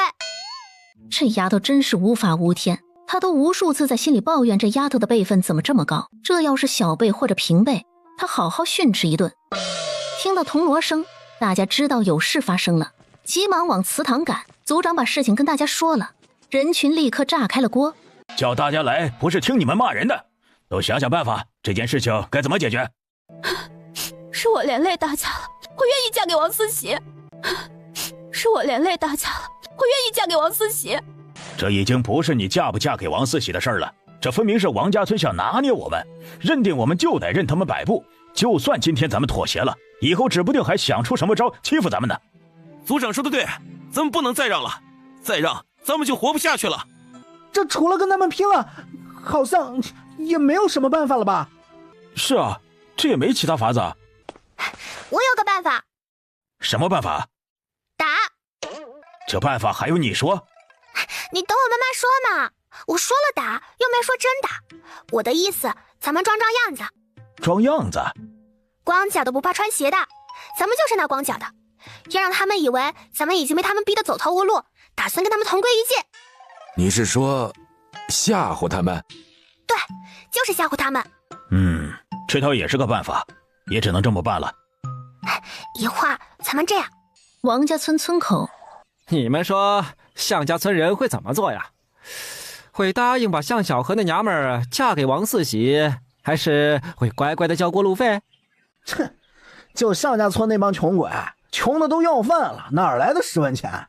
就算有10文钱，他们会舍得？这么说来，他们只有一条路可走，就是把向小河嫁给王四喜了。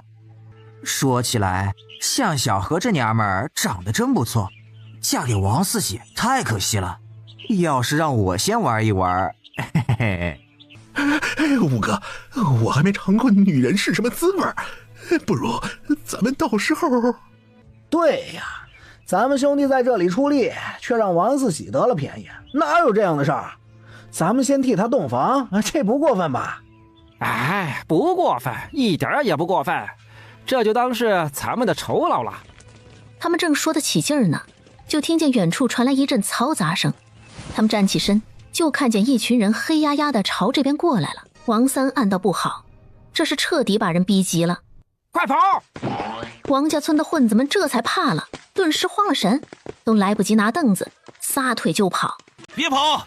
你们王家村人让我们活不下去，我们就不活了，要死一起死，大家同归于尽。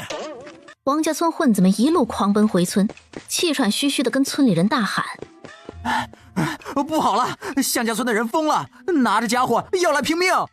怎么回事？胜利哥不是昨天让我们在村口设路障，不让向家人过吗？今天我们就来了一个向家村人，他就回去了。刚才向家村人全村出动，个个手里拿着刀，嘴里嚷着：你们王家村人让我们活不下去，我们就不活了，要死一起死，大家同归于尽。我看着情况不对，就带着大家赶紧跑过来跟您老人家说了。快叫人，咱们赶紧去拦下他们。王德发带着村里人迎面撞上了向家村人，看着向家村人的气势汹汹、不要命的架势，王家村人都有些发怵。哎呀，老大哥呀，你们这是干什么呀？有什么事儿好好说呀，可千万别冲动。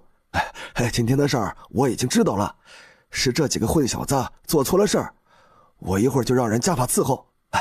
都是小事儿，小事儿啊。小事？我们自从来到青口镇，每年给你们王家村勤勤恳恳的干活，你们不给吃饱饭不说，还克扣我们工钱。克扣工钱就算了，我们不跟你们干了，我们要吃饭，我们去要饭去，行不行？如今你们还要骑在我们脖子上拉屎，反正我们一无所有，没吃没喝也活不了几天，不如大家一起死算了。对，要死大家一起死，我们一无所有还怕什么？临死前还能拉个垫背的。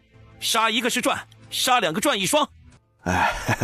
老大哥呀，是我们不对，路障我们马上撤，过路钱也不收了。小何姑娘的事儿再不敢提。哼，现在说这些不觉得晚了？你们王家村一直欺压我们，今天必须给个说法。王德发一听这话有戏，看来不是真想动手，刚要说什么，就见一个满脸是黑的小女娃手里拿着一把长长的大砍刀，手起刀落，旁边碗口粗的树就被拦腰砍断了。族长，跟他们废什么话？直接杀了他们，咱们再也不受这鸟气了。向艳露的这一手不仅把王家村人惊呆了，也把向家村人都惊呆了。对，今天这个恶气非出了不可，不用你们给什么说法，拿命来！先别着急，看他们怎么说。别，以前都是我们的错，我们愿意赔偿你们损失，工钱我们这就给你们。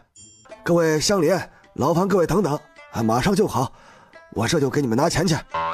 说完赶紧转身跑了。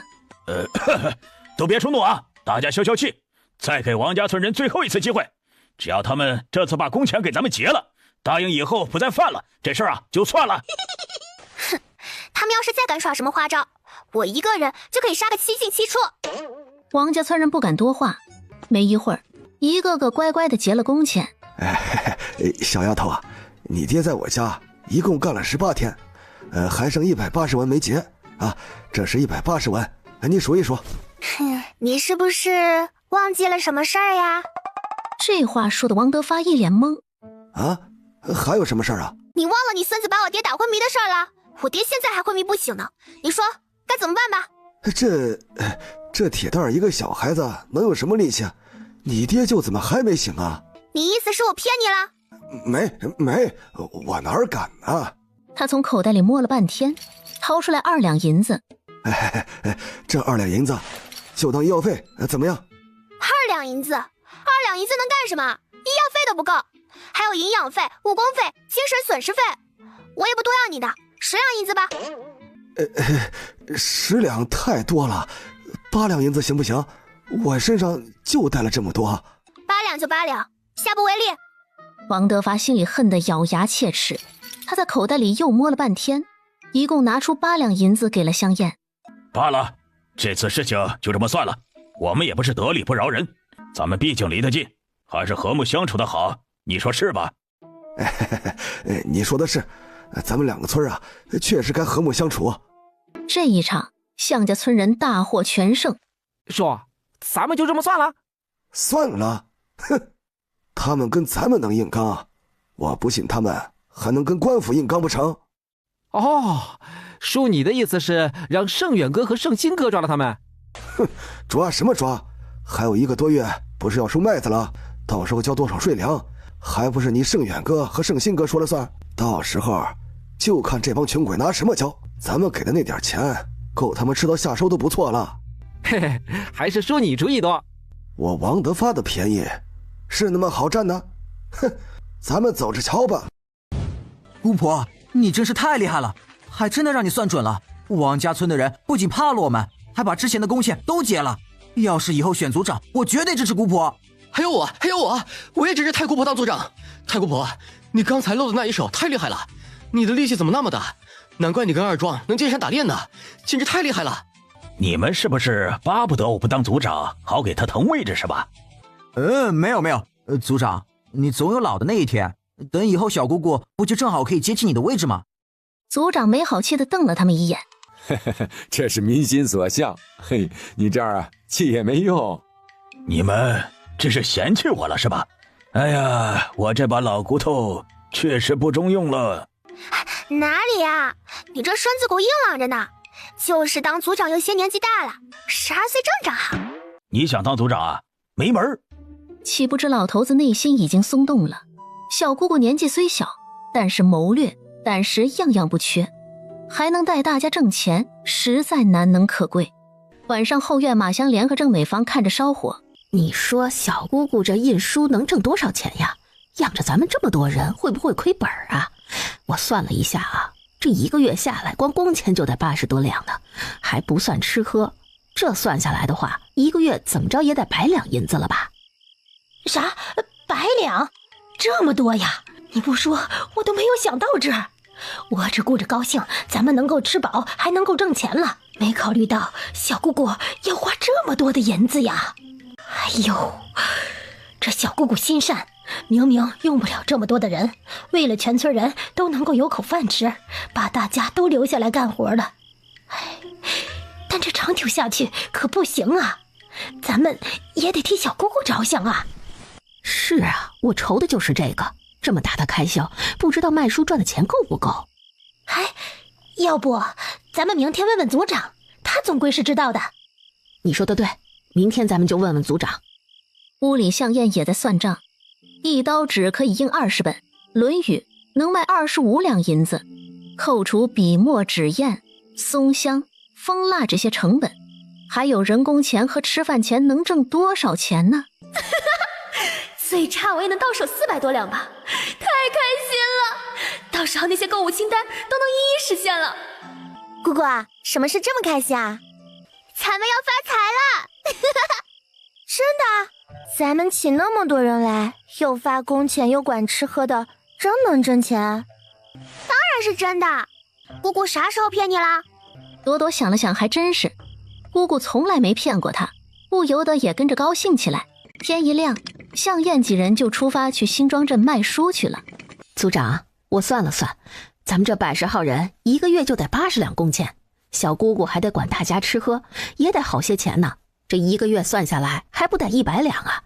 这小姑姑赚的钱够吗？放心吧，小姑姑赚的绝对不少，书可是金贵东西，你们就放100个心吧。哎，你这么说我就放心了。你不知道，我和郑嫂子昨天算了算账啊，愁得我们俩几乎是一晚上都没睡着觉。这么说呀，那我们就放心了。其他人听到族长的话也是心下一松，只要小姑姑能赚钱，他们就跟着能挣钱。众人重新高兴起来。向燕从新庄镇回来，就买了些笔墨、松香之类的消耗品。你怎么没买纸啊？宣纸1天就能用1刀，你昨天买的最多能坚持5天。先给大家预支一些工钱，虽说王家村人付了工钱，但那点钱不多，坚持不了几天。还是小姑姑考虑的周到啊。先给大家预支8天的工钱，让家里人赶紧买些粮食吧。跟他们说，以后不必省着吃，身体重要，以后咱们不会缺了吃的的。众人开开心心的答应了。晚上招娣把钱递给孙二娘，这是姑婆预支的工钱，她让咱们以后不用省着吃。听说你们天天吃馒头面条都不用喝糊糊是不是啊？那当然，今天的面还是用大骨汤做的呢。你姑婆啊还真是舍得。要是我能再大一点就好了，我也去姑婆家干活，这样就能天天吃这么好了。你一个赔钱货还想吃好的，糊糊就够你喝的了，想什么好事呢？他是赔钱货，你是什么？整天赔钱货赔钱货，自己骂自己有意思吗？嘿，你挣了几天钱翅膀硬了是吧？小心我把你卖了。招娣一溜烟跑到了门外，对着屋里的孙二娘说道：想卖我，小心姑婆收拾你！哼！死丫头长本事了，咱家的事你姑婆还能管那么宽？你做梦呢你！就算姑婆管不了，族长还能管你？族长可是说了，你要是把我卖了，他就让我爹休了你，到时候让你冻死饿死在路边吧。你这死丫头说什么呢？有你这么跟老娘说话的？你这个不孝女！气死你！气死你！哼！好啊，你个死丫头，你给我等着！族长，有什么好事跟大家说了？从今天起啊，大家不用再做饭了。啊？不做饭我们怎么吃饭啊？大家不用急，让小姑姑给你们说说她的安排。向燕站出来，把她和族长商量的事情对大家说了一遍。什么？小姑姑不但管全村人的饭，还给大家烧砖盖房，还有工钱呢！哎，你快掐掐我，看我是不是在做梦啊？这烧出来的砖不是不要钱，3文钱一块，到时候盖房的人工费、砖瓦费就从你们的工钱里扣。小姑姑可是1文钱都没挣你们的，她是为了让大家在入冬前都能住上砖瓦房才这样，你们可别不知道好歹。哎呀，四哥，我们不是那种不识好歹的人，小姑姑是为了大家考虑，我们感激都来不及啊，怎么可能有其他想法呀？3文钱已经很便宜了，外面有半文钱一块呢。守田叔说的对，姑婆就是我们村的大恩人，我给姑婆磕一个。伯良说完就跪下磕了几个响头。你快起来，我才多大，磕什么头啊？国良说的对啊，我们是该磕一个头。小姑姑虽然年纪小，但她是长辈啊，给长辈磕头是应该的。众人的高兴、感激之情需要一个宣泄口，他们纷纷跪下给向燕磕头，急得向燕扶这个拉那个。你也不拦一拦？给长辈磕头确实是应该的，更何况是小姑姑救了整个向家村的人，有良感激不尽。你们……向燕无可奈何，只能任由他们这样了。后面向燕连着卖了好几天的书，手里终于存够了70两。这天他叫上了向红强一起去义堂县。哎，小姑姑啊，咱们去义堂县干什么去呀？让你给长长眼，买头骡子。啊，你要买骡子，那得60、70两呢，你有钱吗？有啊。那就好，那就好，是该买个骡子。你和二壮这么天天跑，人也受不了。接下来要去的镇子就远了，有可能骡车都不一定当天能回来。咱们做生意的没骡车不方便。确实是。向燕他们到了骡马市，里面有7头骡子在卖。向红强每个骡子挨着好好看了看，最终看中了2头健壮的骡子。这2头骡子都好，一头骡子有2岁多，另一头5、6岁了。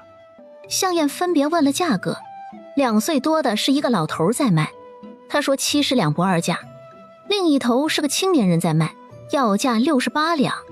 小姑姑要是钱够的话，我建议啊，还是买2岁多的这头，他刚成年，还能使唤很多年呢。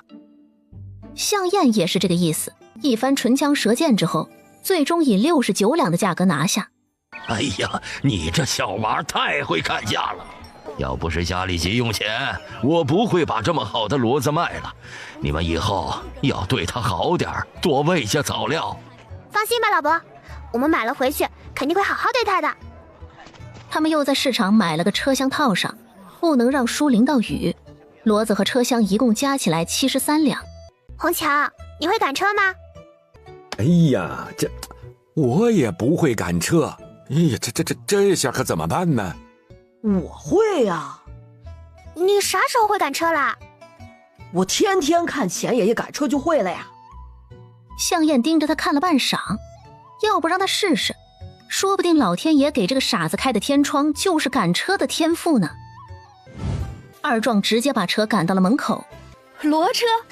二壮这是哪儿来的骡车啊？姑姑买的。快让让，车上还有东西呢。小姑姑不是才买了粮食吗？怎么又买了？这是小米，我买了150斤，还有50斤红枣，以后早上给大家熬小米粥喝，让大家都好好补补身子。哎呦，干嘛这么破费呀？大家能吃饱已经高兴的不得了了，还买这个，这得多贵呀！补身子怎么能说是浪费呢？你看看，大家都瘦成什么样了，该好好补一补了。还是姑婆想的周到，我们都跟着沾光了。我最喜欢喝小米粥啦，还要放红枣，肯定甜甜的。小馋猫，这孩子就是心善，变着法的让咱们吃好的。哎呀，有良啊！以后不要再说我是小孩子了，这有损我英明的领导形象。我可是要当组长的人，下次注意用词。啊，是，你不是孩子，你是英明的领导人，行了吧？哼，这还差不多。大家平日里都辛苦，补补是应该的。以后要是我当了组长，大家的日子会更好。哼，姑婆就是霸气，有你带着，咱这日子肯定错不了。众人听了都跟着笑了起来。稀罕够了骡子，大家就马上回去干劲十足的做自己手上的事情了。这天，二壮和向燕给清水县靠东的镇子富安镇去卖书。向燕进到富安镇的书铺里，刚站定，就被胖老板怪叫声音往外赶：“小乞丐，赶紧滚出去！这里不是你该来的地方。”“我不是乞丐。”“赶紧滚出去，听到没有？打扰了我做生意，仔细你的皮！都穷成什么样了，跑书铺来是想偷东西吗？小心抓到被打死！”“哼，有你后悔的时候，你死胖子！”“嘿，你个小兔崽子，你叫谁死胖子呢？”二壮一直在门外的马上等着，看着气呼呼的向燕爬上了马车，他不明所以。向燕看了看身上的破布衣裳，叹了口气，算了，死马当活马医，先去私塾门口摆摊碰碰运气吧。两人等了一会儿，就有学子陆陆续续出来了。论语便宜卖了，1400文一本，买不了吃亏，买不了上当，先到先得。小童，你卖的《论语》才1400文，不会是这书有什么瑕疵吧？有没有问题？你看看就知道了。哎，小童，你这书要是买的多，还能再降吗？向燕看了看他，看到了他眼中的算计，大概明白他要干什么了。那看你要多少本啦？我想买7本，你一本能便宜多少？1350文吧，不能再少了。就9400文吧。向燕为了不让他心里好受点，又讲了一会儿价，最终一脸肉痛的收下了10两银子，给他找了零头。他手脚麻利的数了7本书，递给了他。你买这么多《论语》干什么？你又不是没有。哎，走，跟着我，你就知道我要干什么了。郑浩好奇他要干嘛，就跟着他走。就见刘思明走进了书铺，对着胖老板问道：“老板，《论语》要不要？印刷体的，便宜卖给你。”“哎呀，是刘公子呀，你说你要卖书，哪里来的这么多《论语》啊？”他翻开看了看书，这书比自己店里卖的还好。这书还行，只不过刘公子想多少钱卖给我呢？那就看老板愿意出多少钱买了。我相信季老板肯定不会让我吃亏的，对吧？那我就出个诚心价，1350文一本。季老板，你这是不想做这个生意了？抄一本《论语》都要1300文了。这么好的印刷体，你就多给50文。你的卖价可是2两银子，你这未免也太不厚道了吧？哎呀，刘公子啊，别生气呀，这生意就讲究个商量嘛。这样吧，我出1400文一本，你看可以吗？1500文，不能再少了。这1500文太多了，1430文吧，这跟我的进价都一样了。这样，咱们就各让一步，1450文，这个价格可以了吧？如果还不行，那就算了。等秋收以后开学的时候，我在私塾门口自己卖好了。季老板一听，知道这是刘思明的最后底线了，于是当即一咬牙一跺脚：行吧，那就1450文吧，就当照顾你这个老顾客了。哎，季老板，我还有一模一样的《论语》，就是不知道季老板还收不收，收多少？哦，不知道刘公子哪里来的这许多书呀？这个嘛，就不方便透露了。《论语》，我最多还可以收15本。郑浩在旁边看得一脸目瞪口呆，他这会儿心里就在后悔，自己怎么就没想到呢？难为你往日跟我关系最为要好，有这等赚钱的法子，刚才也不告诉我一声，你自己倒是一下子赚了700文，你这太不够意思了。哎，郑兄，你这就冤枉我了，我这不是没把握能挣钱，万一季老板不要，或者给的价格太低，我这不是就坑了你？我要是存心不让你知道，又怎么会带着你去书铺卖书？再说了，他不是还要15本吗？咱们还有的赚。抱歉，是我想差了。不过我身上只有5两银子，也买不了几本。能赚多少赚多少，反正又耽误不了什么时间。如向燕所料，刘思明拉着郑浩就又回来了。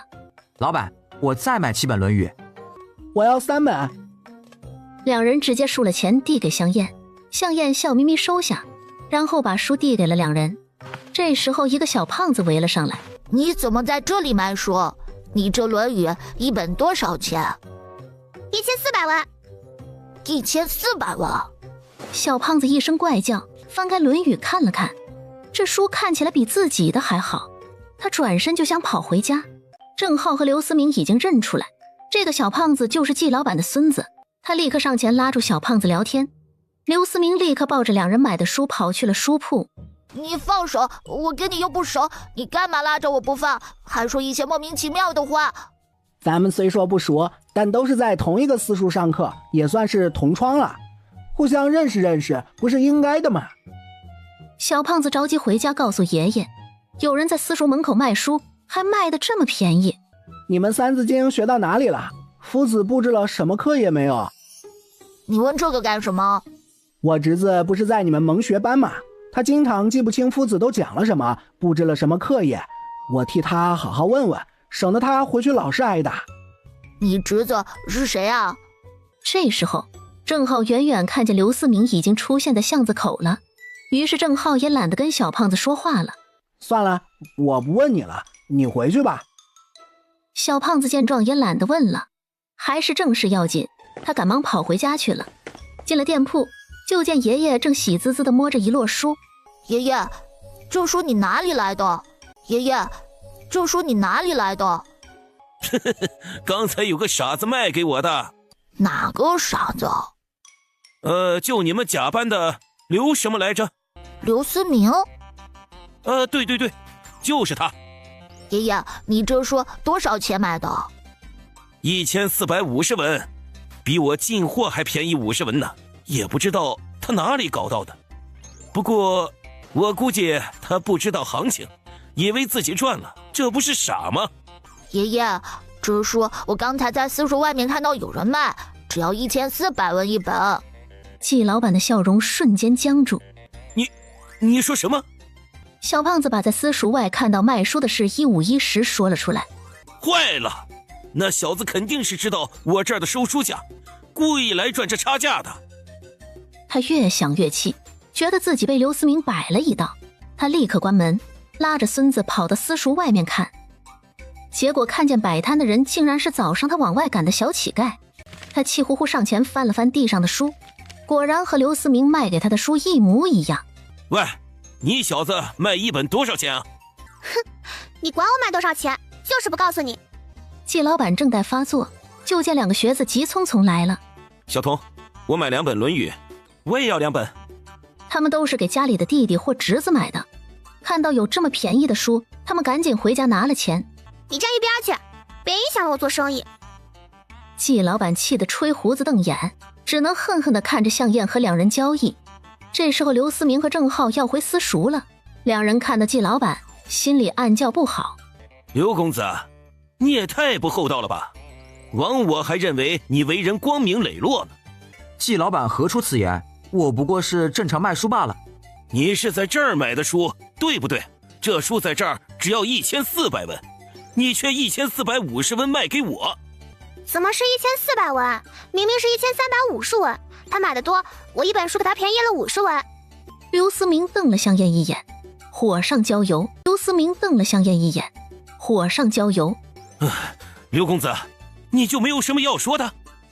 季老板，咱们这算是你情我愿的事，我也不存在骗你，我赚差价是我的事，而且你不是也觉得赚了吗？要不然也不会收我的书了，是吧？季老板一时语塞，他自知没什么道理可讲，又不能把刘思明怎么样，这可是书铺的常客。谁让你在这里卖书的？还卖得这么低？你是存心跟我过不去是吧？我在哪儿卖书关你什么事儿？你家住海边啊，管得那么快？赶紧走开，别影响了我做生意。臭小子，你怎么说话的？没大没小，一点教养都没有。你爹就是这么教你的？我爹告诉我，做人要嫉恶如仇，像你这样的人不配让我有教养。他气了半晌，忽然他眼珠子一转，拉着孙子就走。季老板走之前那不怀好意的眼神，向燕看到了。胜利能去哪儿啊？他那天就没回来呀，他会不会去别处了？你再好好想想，胜利还认识什么人？会不会是到别人家去做客了呀？婶子，三爷认识的人我都知道，也都去找过了，都说没见过。本来那天我们约定第2天去南关镇收保护费的，结果那天我们在衙门等了很久也没见到他。这最后见到二爷才跟我们说三爷回家来了，兴许要多住几天，我也就没在意，就和兄弟们去收保护费了。这往常也是这样的，如果三爷来不了，我们就自己去了。我和二弟都以为三弟一直在家，就没在意。我还以为胜利一直在县城，谁知道他2处都不在。胜利怕是……剩下的话他不敢再说下去。胜利怕是什么？胜利怎么了？你别吓唬我，你说话呀！哎，娘，你别激动，胜利他兴许逛青楼，让哪个继子绊住了脚。兄弟2人清楚，这只是编瞎话罢了。对，我想起来了，我昨天晚上我梦见胜利了，胜利他跟我告别了呀。他又忍不住嚎啕大哭起来。胜利跟你告别？他说什么了？你快说呀！我梦见他跟我说，他要走了，还说咱们得罪了一个杀神，一会儿又跟我说那个杀神也挺好的，他还说咱们没教好他，没教他做个好人。哎呀，这个没良心的呀！我从小就宠着他，惯着他，有什么好的我都留给他吃，他到头来倒是埋怨起我来了。你们算算，昨天是不是小三失踪的第7天？爹，你的意思是，昨天是……他不可置信的立刻低下头，迅速算了算日子，昨天确实是第7天。2人同时震惊地看向王德发。昨天就是你弟弟的头七呀！吴老婆子一听这话，2眼一翻就晕了过去。王德发家乱成了一团。没过几天，王胜利被人杀的事已经传遍了整个清水县。小姐，怎么了？小姐，王胜利死了！你说什么？王胜利死了？千真万确，现在整个清水县都传遍了。听说他活不见人，死不见尸，王家乱成一团了。真是老天有眼，这个恶贯满盈的畜生终于得到了报应。这个王胜利死了也是便宜他了。柔儿，跟爹娘回家，以后咱们再也不受这委屈了。爹娘，女儿如今的样子，怕是回去会连累你们被人说闲话。别管那些闲言碎语，咱们方家还怕别人说什么吗？你是爹娘的宝贝女儿，不管什么时候，家永远是你的避风港。这时，门外又传来一阵嘈杂声。小姐，王胜新来了。方云柔脸色煞白，这个王胜新来过几次，每次都色眯眯地盯着他。有一次趁着王胜利转身的功夫，还摸了他的屁股。柔儿，别怕，王胜新来了，正好把事情跟他说清楚了。王胜新进门看到方父方母，有些讶异。你们来干什么？王二爷，我们是来接女儿回家的。既然王三爷已经不在了，我们正想接走他？哼，没那么容易。进了我王家的门，就是我王家的人。虽说老三死了，可他已经成了老三的人，就该为老三守寡一辈子。虽说老三死了，可他已经成了老三的人，就该为老三守寡一辈子。王二爷，我女儿是被你们王家强抢来的，如今王胜利死了，他理应跟我们回家。哼，强抢又如何？生米都煮成熟饭了，你们方家想不认账，那可不行。他说着，目光又在方云柔身上上下打量，眼神猥琐。王胜新，你别太过分，我女儿是被你们欺负的，你若再这般无礼，我们就去衙门告你。去告啊？我倒要看看衙门能把我怎么样啊！我可提醒你们啊，当初老三有手段让你们女儿留下，我也一样会有法子让你们留下。方父方母脸色瞬间变得煞白，他们深知王胜新心狠手辣，什么事都做得出来。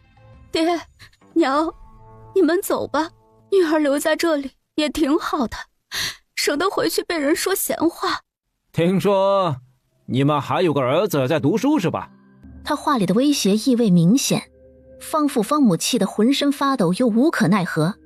方父只能满含悲愤地转身离去。放心，我不是三弟那等粗鲁的人，美人当前，我还是会怜惜的。收拾一下，跟我走吧。你，哼，放心，我就是再色欲熏心，也不会在三弟去世没多久就对你下手。让你收拾，是让你回王家村给我三弟守灵。守灵？他的尸体不是没找到吗？家里要给三弟建个衣冠冢，你快去收拾，我在外面等你。向家村为了赶上交税粮的时间，他们从丑时就动身往县城赶。就见向心怀贱兮兮的摆手示意大家靠近。有事说事，贼眉鼠眼的干什么？哎呀，族长，王胜利死了。什么？你说我？你小声点儿，王胜远和王胜新还在前面呢。确定是死了？消息可靠吗？什么时候的事？千真万确，就这几天的事儿。好像说王胜利失踪好久了，他的两个哥哥以为他在家里，家里人以为他在县城，这不就耽误了吗？还是王胜远回家才知道王胜利不见了，他们找了好久，我活不见人，死不见尸，最后没办法，家里人才给办了丧事，还建了衣冠冢。众人顿时炸开了锅。之前王胜利仗着哥哥们在清水县作威作福，没少仗势欺人，如今他死了，大家心里都觉得解气。向燕看着前面交税粮的队伍，注意到王家村人交粮的时候，粮食只要倒得与官斗上面齐平就可以了，但轮到其他村子的时候，粮食不但要倒得冒尖，而且收粮的衙役还要踢上一脚，这是所谓的踢胡。今天收工，明天你们再来交粮。王二爷，您看我们大老远的都来了，您就辛苦辛苦给收了吧，要不我们晚上也没地方去呀。说着，他从袖子里塞了一小块银子给王胜新。哼，你让我们辛苦我们就辛苦，你当你谁呀？说了明天就是明天，再敢纠缠，小心找打。他揣起银子和众衙役们说说笑笑走了。向家村人顿时不知道该怎么办了。城内是不允许有人晚上还在街上停留的。向燕提议让大家去客栈休息，结果众人不同意。我们去城外对付一宿就算了，在客栈还是得留人守着粮食，不划算。再说天气这么热，睡外面还凉快。是啊，咱们睡城外能省不少钱呢。乡下人已经习惯了能吃苦的地方，坚决不花钱。于是众人在城内买了些吃食，吃完饭，众人在城外找了一处地方休息。向燕故意带着大壮、二壮睡在队伍的最外面。今晚的天没有一丝光亮，伸手不见五指。向燕心想，这真是个杀人放火的好时机。向燕悄悄起身，用异能悄无声息地离开了这里。借着夜色掩护，向燕最先感知到王胜远的家。他轻巧地穿过街巷，翻进王胜远的家里。这时候天气热，家家户户都是开着窗子睡觉。王胜远已经睡着，向燕用同样的方法杀了王胜远。旁边躺着的女子连姿势都没变，还是睡得那么香甜。向燕在心里说了声抱歉，明天她肯定要吓一跳了。王胜新和王胜远家就隔着一条巷子。向燕进到王胜新家之后，向燕有些一言难尽。王胜新和媳妇正在做运动。哎呀，相公，你轻点嘛。怎么样，相公厉不厉害啊？相公你最厉害。杀个人真不容易，还要被迫听墙角。一阵急促的喘息声过后，相公，还是我让你舒坦吧。男人听不出什么情绪的嗯了一声。那你以后只要我一个，不要碰其他女人好不好吗？哼，不要以为我不知道你在想什么。三弟死了，方云柔以后就是我的人。我劝你还是收起你的小心思。男人在外面莺莺燕燕很正常，不要指望我一辈子守着你一个。要不是今天大哥先送我回来，我就直接去了方云柔那里。你乖一点儿，这个正妻的位置就是你的，否则，哼。向燕有些惊讶，没想到在王胜利家见到的可怜女子，现在竟然被王胜新惦记上了。王胜新，你个混蛋，那是你三弟的女人，你一个当哥哥的，怎么好意思对弟弟的女人下手？明明刚才两个人还那么亲亲热热，结果翻脸就不认人。胜利既没有娶她，也没有纳了她，怎么能说她是三弟的女人呢？顶多算是她的玩物。胜利没了，我收了她的玩物，有什么不可以啊？以后她就一直住在三弟那里，就当是我养的外室。你还有没有心啊？亏我对你那么好，你却一心一意想着那个狐狸精。那个狐狸精说不定恨你们一家恨得要死，你还想收用了他，说不定你哪天死在他的手里都不知道。胜利都能让他乖乖听话，我不比胜利强？胜利能威胁他，我也能。胜利能给他的，我也能给。胜利还对他动辄打骂，我就不一样了。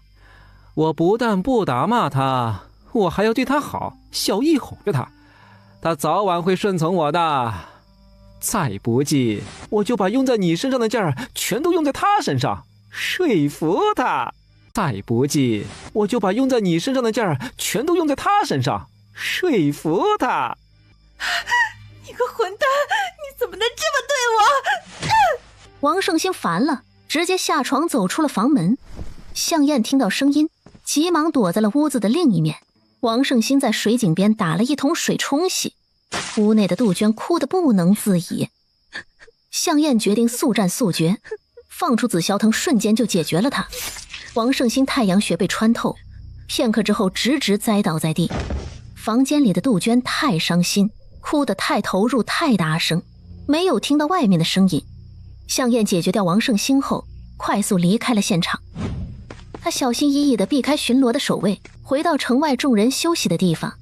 向燕躺回原来的地方，很快就熟睡了，没有惊动一个人。第二天一早，众人起身去交粮。他们到城门时，却发现城门看管得很严，只许进不许出。官爷，出了什么事儿啊？为什么这么严？城里死了人，其他的不该问的别问。哦，谢谢官爷。向燕目的是想让守卫有人见证他是从城外进来的，目的达到，他也不做过多纠缠。向燕他们进了城，要了3碗羊肉汤和30个包子，和大壮、二壮坐下。老板，你们刚才在聊什么呢？聊得这么起劲儿？哎，你们还不知道吧？昨晚死了3个衙役啊！是谁杀的呀？胆子这么大？哎，不知道谁杀的，听说死得可离奇了，都是脑袋上被穿了个窟窿。听说还有一个光着身子，一件衣服都没穿的。我看8成是坏事做多，遭报应了。听说3个人被杀的时候，一点声音都没发出来，什么时候死的都不知道。说了这么多，还不知道死的都是谁呀？哎呀，就是王胜远、王胜先兄弟俩呀，还有赵明寺，都不是啥好人。哎，这人呢，还是不能做坏事。以前这王家3虎多狂妄，还有赵明寺，都不是好东西。这下好了，都成尸体了。嘿，也不知道是哪位大侠有这么大的本事，悄无声息的就杀了3个人，还一点声音都没有。哎呀呀呀呀，真是好能耐呀！谁说不是呢？吃饱喝足，向燕付过钱，跟2个老板谢过之后就走了。向家村人交完了税粮，就被带到了衙门。这几位官爷不知道叫我们来衙门干什么？这要是平时，李捕头他们早都开始骂骂咧咧了。但昨天3个同僚的死，让他们不敢再行事张狂。衙门有案子需要问询你们别紧张。经过仔细问询之后，向家村每个人说的话相互之间都对得上。李捕头基本可以确定向家村人没有嫌疑。他们之前已经打听过守卫，证实昨晚向家村人在城外歇息，早上才进的城门，于是放他们离开。正在这时，王德久和儿子王成扶着王德发来了衙门。是不是你？是不是你让人杀了我的3个儿子？肯定是你们！你们要报复我，报复我们王家！有什么事儿，你们冲我来呀！为什么要杀了我儿子？我知道你伤心难过，但这种事你不能随便污蔑人啊！我们昨天没有交得了粮税，只能睡在城外，晚上城门都是关着的，我们怎么行凶啊？我们能有那本事吗？肯定是你们！你们一来他们就出事儿，你们要报复我，报复我儿子！肯定是你们！你们一来他们就出事儿，你们要报复我，报复我儿子！官爷，他好像疯了。王德发眼神看向向燕，想起了那个一刀砍断树的小女娃。是你杀了我儿子对不对？你还我儿子！官爷，他真的疯了。刚才我已经查过他们了，他们没有作案时间。王大叔，还是先去看看盛远和盛鑫吧。现在天气这么热。听到李捕快提起2个儿子，王德发再也忍不住嚎啕大哭起来，被王德久和王成扶着在衙役的带领下去了停尸房。向家村又过上了往日的忙碌生活，印书、烧砖、盖房。小姑姑啊，你看咱们现在也不缺钱了，大家伙商量了一下，就想送孩子们去私塾读书。特别是旭派这孩子是难得的一个天才，他今年已经10岁了，不能再耽搁了。秋收后呢，就是开学的日子，但是私塾太远了。小姑姑，你有什么好的想法没有啊？向燕伸了个懒腰，翘起2郎腿，不紧不慢地说道：办法呢，我倒是有，就是我干嘛操这么多心啊？我又不是组长。小姑姑啊，你这当组长也不是一时半会儿就能当上的，可孩子们读书的事儿可耽误不得呀。是啊，红强说的对，小姑姑，你先想想办法，让孩子们读书吧。想不了一点办法，你们自己想办法去吧。小姑姑，你想当组长可以，但你现在太小了，等再过几年我就让你当，这行了吧？不行，现在就要当，要不然咱们公平竞争吧。竞争？什么竞争啊？向燕站起身，她拍拍手，对着院子里的所有人大声说道：大家停一下手上的动作，先听我说一句，今天我和有良正式竞选组长，我们谁支持的人多，谁就当组长。咱们大家都去祠堂门口集合，一会儿开始竞选。众人顿时议论纷纷，组长急了：哎，瞎说什么呢？我还没同意呢。富贵，你去取铜锣，叫上印刷坊那边盖房的和烧砖的人都去祠堂集合。这……富贵看了看他爹，又看了看向燕，很是为难。组长想了想，算了，就让小姑姑折腾一回，否则他就一直不甘心，总想当组长。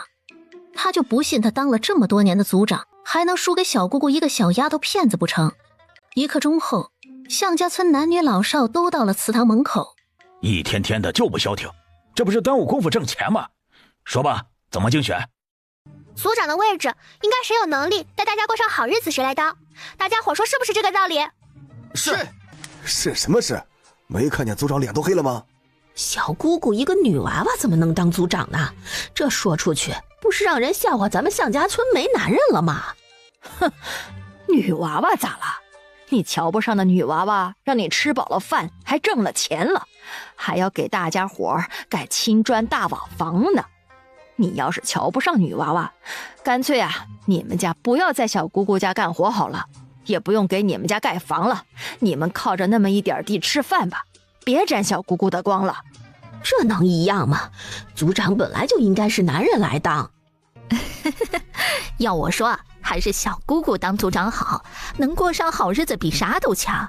说不定小姑姑当上族长之后，咱们日子会更好过呢。嗨，我说四娘啊，你怎么也不说句话呢？你男人的族长之位眼看着就要保不住了，你都没啥反应。我要有啥反应啊？这族长之位不能吃不能喝的，还不如趁早让小姑姑当族长算了。小姑姑要有能力，要赚钱，她能带大家吃好喝好，我支持她。要是我家那口子非要继续当族长也行，反正不关我事儿，只要别耽误我吃饱挣钱就行。嘿，那你还真是想得开。不过呀，我比你想的还开呢。这族长啊，是他们姓向的事儿，关咱们这些外姓人什么事儿啊？我就当看热闹了。切，说的好像你没有嫁给姓向的一样。谁是族长，关乎着咱们向家村的未来，这可不是闹着玩的。我估摸着小姑姑肯定是有很多想法的，只是碍于不是族长啊，所以才一直没有动静的。要不小姑姑干嘛费劲巴拉的非要当族长呢？嘿，她要是当了族长啊，说不定咱们整个村啊都能再上一层楼呢。对呀，我就觉得这个小妮子不简单。你这么一说呀，我就想明白了，她肯定有很多挣钱的法子，想带大家呀过上好日子呢。那还等什么？一会儿咱们一定要支持小姑姑当族长。向江和阿蛮他爹向二牛等一部分人觉得小姑姑就是胡闹，他们向家村怎么能让女娃娃当家？众人各说纷纭。我和有良这次竞选就说说各自当族长后要怎么样让咱们向家村变得更好，最后你们愿意支持谁当族长就站在谁的那一边。老人优先，你先讲吧，我怕我讲完你就先认输了。我当族长这么多年，带领大家从逃荒走到现在，我的为人处事，我的人品，大家都有目共睹。当族长不仅仅要能挣钱，更重要的是要有处理族中大小事务的能力，要服众。我相信大家都是明白人，该选谁不用多说吧。我呢就说这么多了，接下来大伙儿听听小姑姑能说些什么吧。向燕心下吐槽，这老头还阴阳我，能带领大家挣钱就是最大的本事好吧。他也不客气，缓缓从兜里掏出一张纸，密密麻麻一整张。有良刚才的演讲大家都听到了，一句实在话都没有。不像我要给大家说说，我要是当上族长，我能给大家带来什么。族长没好气地瞪了他一眼，这是拉踩谁呢？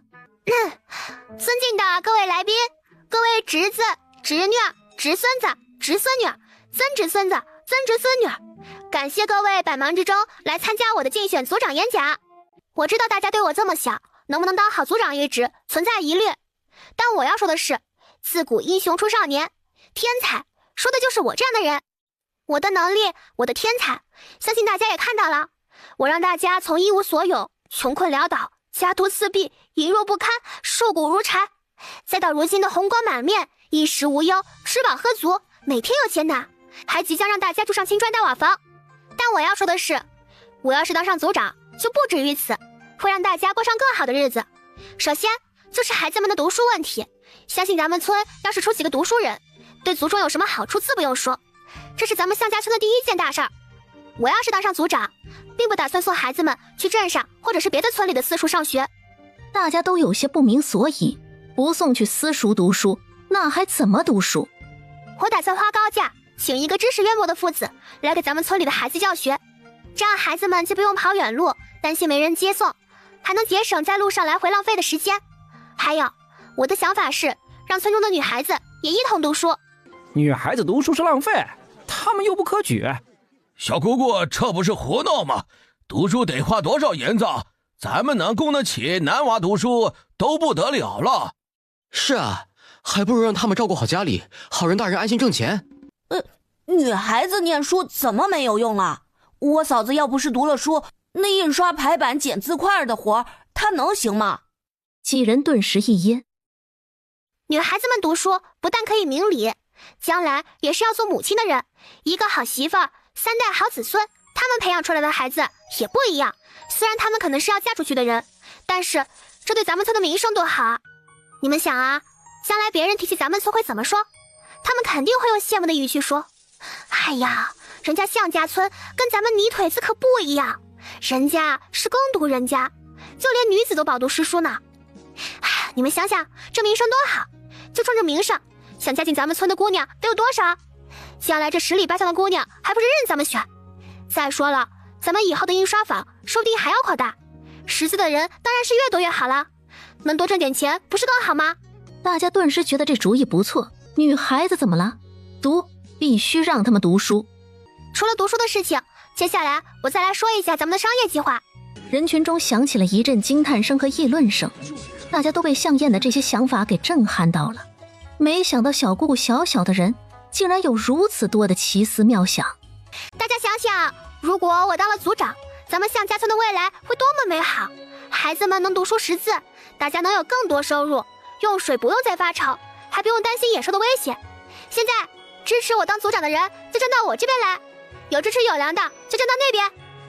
向心怀、国栋、姑婆、国良也迅速跑了过去，太姑婆，其他人也开始缓缓移动，越来越多的人走到了向燕身前，形成了一个庞大的队伍。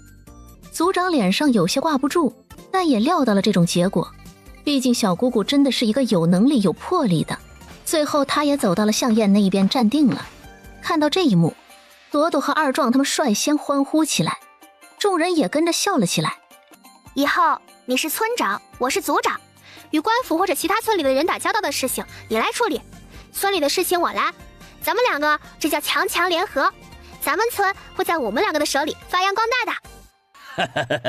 好，咱们村有小姑姑这样的天才，何愁不会光耀咱们向家？以后村里的事情我就交给小姑姑管了。从今以后你就是族长了。既然如此，咱们一会儿就找个地方把私塾的位置确定下来，明天我就去给大家找夫子去。耶，我们也能读书了。小孩子们很是高兴。姑婆，我也能读书吗？死丫头，不去挣钱念什么书啊？有你这么当娘的？招娣想读书有什么错？她识字了，你脸上不是也有过？不知道的还以为你是后娘。正好借这个机会，我跟大家说一声，从今以后识字的人每天工钱涨10文，在没有新的挣钱办法之前先这样，等以后有了新的挣钱方法，说不定识字的人还要再涨。咱们以后挣钱的法子多了，肯定要有账房先生、掌柜，这些都要识字的，要把目光放长远。只要以后谁想认字就去私塾读书，咱们可以分好几个班，大人也可以学嘛，学不了1天半天也是可以的。别忘了咱们要耕读传家，成为书香门第，个别人家可别扯大家的后腿。众人觉得向燕的话很是在理，读书是关乎全家全族的事情，不能大意，而且识字工钱就多，谁不想多挣钱呢？回到家后，向燕进到房间里面，拿出从空间里找到的一口看起来简单一点的炒锅，然后和二壮在院子用泥巴给炒锅做了个灶台。向燕看了看现有的食材，决定第一道先做个炒鸡蛋。他一连打了7个鸡蛋，再往里加了一些葱花和盐搅拌，等油热的差不多的时候，把鸡蛋倒进去翻炒。鸡蛋还可以这么做呀？小姑姑，这是什么锅呀？我以前怎么没见过呀？这一看呀，就是用铁做的锅。不过我还是第一次见人用铁做锅。炒鸡蛋很快就出锅了，让村长他们一人尝了一筷子。呀，香，太香了！哎呀，我以前也是偶尔进酒楼吃饭的人，但从来没吃过这么好吃的鸡蛋。这个开酒楼绝对没问题。村长点头，这味道确实不错。怎么样，我的手艺还不错吧？咱们以后能开酒楼吗？能。众人齐刷刷点头。这用铁锅做饭的法子，咱们谁也不能说出去啊！这以后可是大家赚钱的秘方，谁要是给外人说了，那他以后就不是我向家村的人。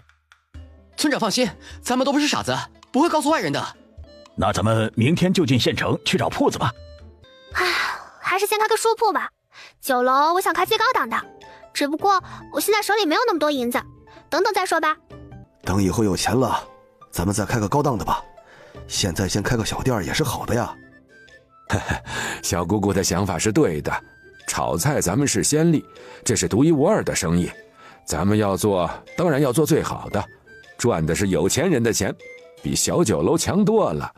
要是先开小酒楼，饭菜的价格肯定大打折扣，以后再开大酒楼，这价钱就不好太高了。红强说的对，咱们一步一步来，先开书铺吧。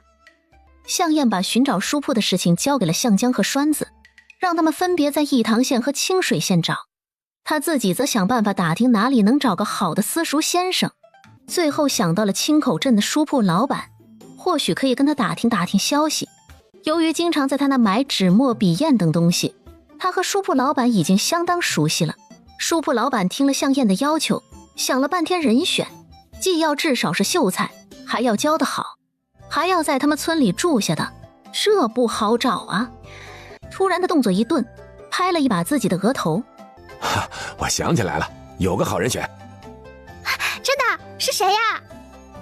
我小舅子就是秀才，而且开了2年私塾了。那他愿意来我们村当夫子？应该是愿意的，这个我还要去问问他，不过应该8九不离10。哎呀，我那小舅子呀，以前读书很是厉害，那还是前朝的时候，他17岁就考中了秀才。可惜前朝亡了，等大魏建立，已经过去了10几年，小舅子从少年已经人到中年了。本来还打算继续走科举的路子，但是人有时候就是那么背运，他不小心摔断了腿，这仕途的路算是彻底断了。他只好在村里办个私塾来养家糊口。他是个心软的，看在村里人的面上，束修要的少。刚开始都挺好，村里都是正常教束修的。可是后来村里人看他整日只开私塾，就有银子挣，还不用下地，就有人推脱没钱先欠着，只给一些拜师礼。等后来我小舅子去要束修，人家不但不给，还倒打一耙，说他一个读书人不应该这么世俗要银子。我小舅子呀，又不忍心孩子不读书，只能继续教着。谁知村里人是有样学样，渐渐的就都不给了，只给些鸡蛋菜之类的东西抵束修。可我小舅子还得养家呢，这些东西怎么能养家呢？他就3番5次的去要钱，但无奈他们就是不给钱。老板，只要小舅子学问好，教导孩子方面没问题，我愿意每个月出10两的束修银子。听到10两银子1个月的束修，老板心下大喜。一般孩子的束修是1年一教，一般2两银子，这10两1个月的银子属实很高了。但他看着向燕比柜台高不了多少的个子，有些迟疑。你一个小娃娃能决定这样的大事儿，你可不要拿这事儿开玩笑啊。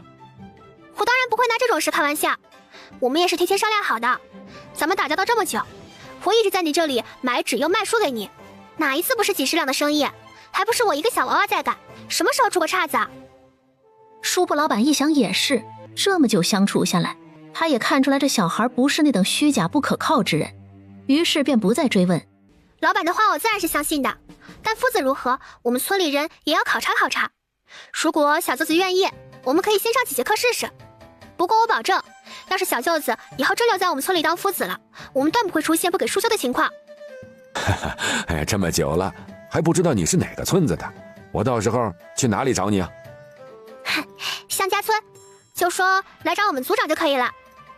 哎呀，原来你是向家村的，不是说你们村里都是从南方逃难来的，怎么听不出你有口音呢？那当然是学会的啦。哎呀，幸好是现在呀，要是再早一些时间，我可不敢让小舅子去你们村当夫子。要是以前，我也不会寻夫子上门了。至于什么原因，两人心领神会。柳树沟村，干脆咱们不开私塾了，这开私塾的日子还不如你抄书赚得多。而且姐夫开书铺，给你的抄书钱都比旁人多，咱们省得受这窝囊气。这话是没错，可我不是心疼那些孩子吗？尤其是谢林，这么好的苗子耽误了太可惜了。你心疼那些孩子没错，可是咱们也要吃饭的。谢林没有你这个夫子，他爹娘肯定会送他去别的私塾读书的，你就不要瞎操心了。咱们还是先顾自己吧。小亮和小慧的衣裳短了都没钱给孩子置办，咱们没必要把别人家的棺材抬到自己家里哭。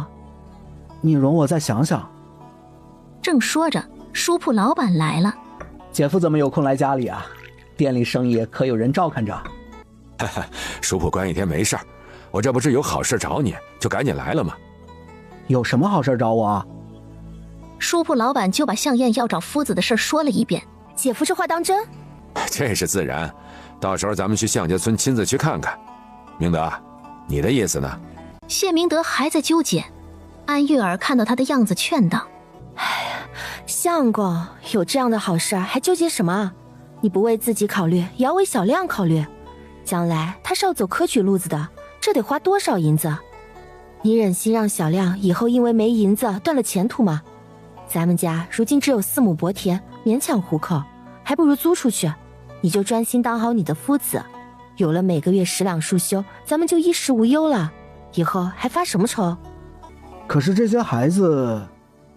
你就别操心这些孩子了，没这些孩子，你还有向家村的孩子们呢，他们也需要你啊。我知道你说的，但是柳树沟是我们村子，在自家都没什么好说的，向家村还不知道怎么样呢。这个咱们先去看看情况，他们村子咱们镇上人确实都不太了解，不过我和他们也做了几个月的生意了，感觉人还不错。万一他们真有什么问题，大不了你不给他们当夫子就是了，到时候你就抄书挣钱养家，那也是好的。不是说向家村的人都很穷吗？怎么会出10两1个月的束修找夫子？这不会是有什么问题吧？这个我知道，以前的向家村人或许穷，但他们现在在做卖书的生意，他们总是在我这书铺里买笔墨纸砚，这才认识的。哦，对了，我还进过他们的印刷书呢，字迹清晰工整，确实好。谢明德在屋里转来转去，看看妻子，再看看有些破败的茅草屋，终于下定决心，那就听姐夫的，咱们明天先去看看。向家村经过10来天的加班加点，向燕家和印刷坊终于盖成了。向老爹悠悠转醒，他茫然了很久，一时不知身在何处。爹，你可算醒了，你都睡了好些日子了。我这是在哪里？医馆吗？嘿嘿，十九爷，这是你家。我家？哎呀，这19爷刚醒来，得给他炖一只鸡补补身子，躺了这么久了，肯定饿了。说着，他便风风火火出去了。我不吃鸡。19爷放心，咱们现在有钱了，吃得起鸡。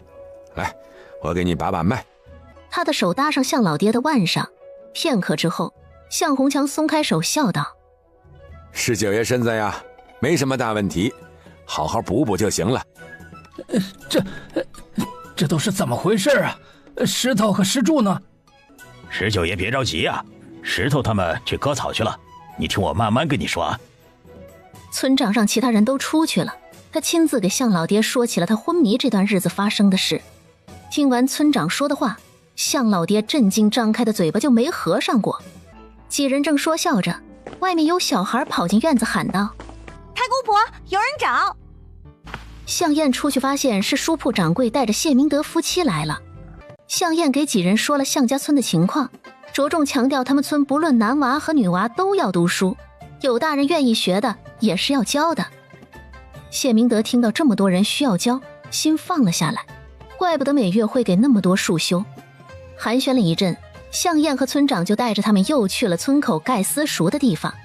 看到那么大的私塾，书铺老板谢明德和安月儿都惊呆了，这也太大了吧！不瞒你们说，我们说是建个私塾，却是按照一个小书院的规模建的。这里将来要分3个部分，那边是练武场，将来孩子们不仅要读书，还要练武。中间这一片正在盖的就是读书的房舍。向燕又指着最北面的位置，这一大片将来都是夫子的住处，里面除了会盖夫子的书房和卧室，也会留出院子，种花种草种蔬菜都可以。这足有3亩地了吧？快3亩了，向家村以后人口会越来越多，夫子将来一个人肯定不够，所以地方就大了一些。谢明德没想到向家村人竟然打算那么长远，他心中对向家村人的好感又增加了1分。虽然私塾要盖的房子不少，但所有房舍都会做地楼，以后冬天就不用担心写字会冷了。几人很是震惊，没想到他们那么舍得，要知道地笼可是要多费很多砖的。孩子们读书是全村的希望，我们就是再省吃俭用，也要给他们创造好的环境读书。谢明德几人大受感动，谢明德心里已经倾向来向家村当夫子了，但他还是决定回家好好想想，毕竟这么大的事他不能草率决定。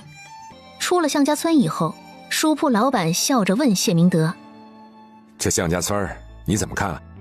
繁荣之象，将来说不得这就是青口镇最好的村子了。那你决定留下来吗？孩子他娘，你的意思呢？我的意思啊，就是你的意思啊。你心里不是都决定留下来了吗？还是你懂我？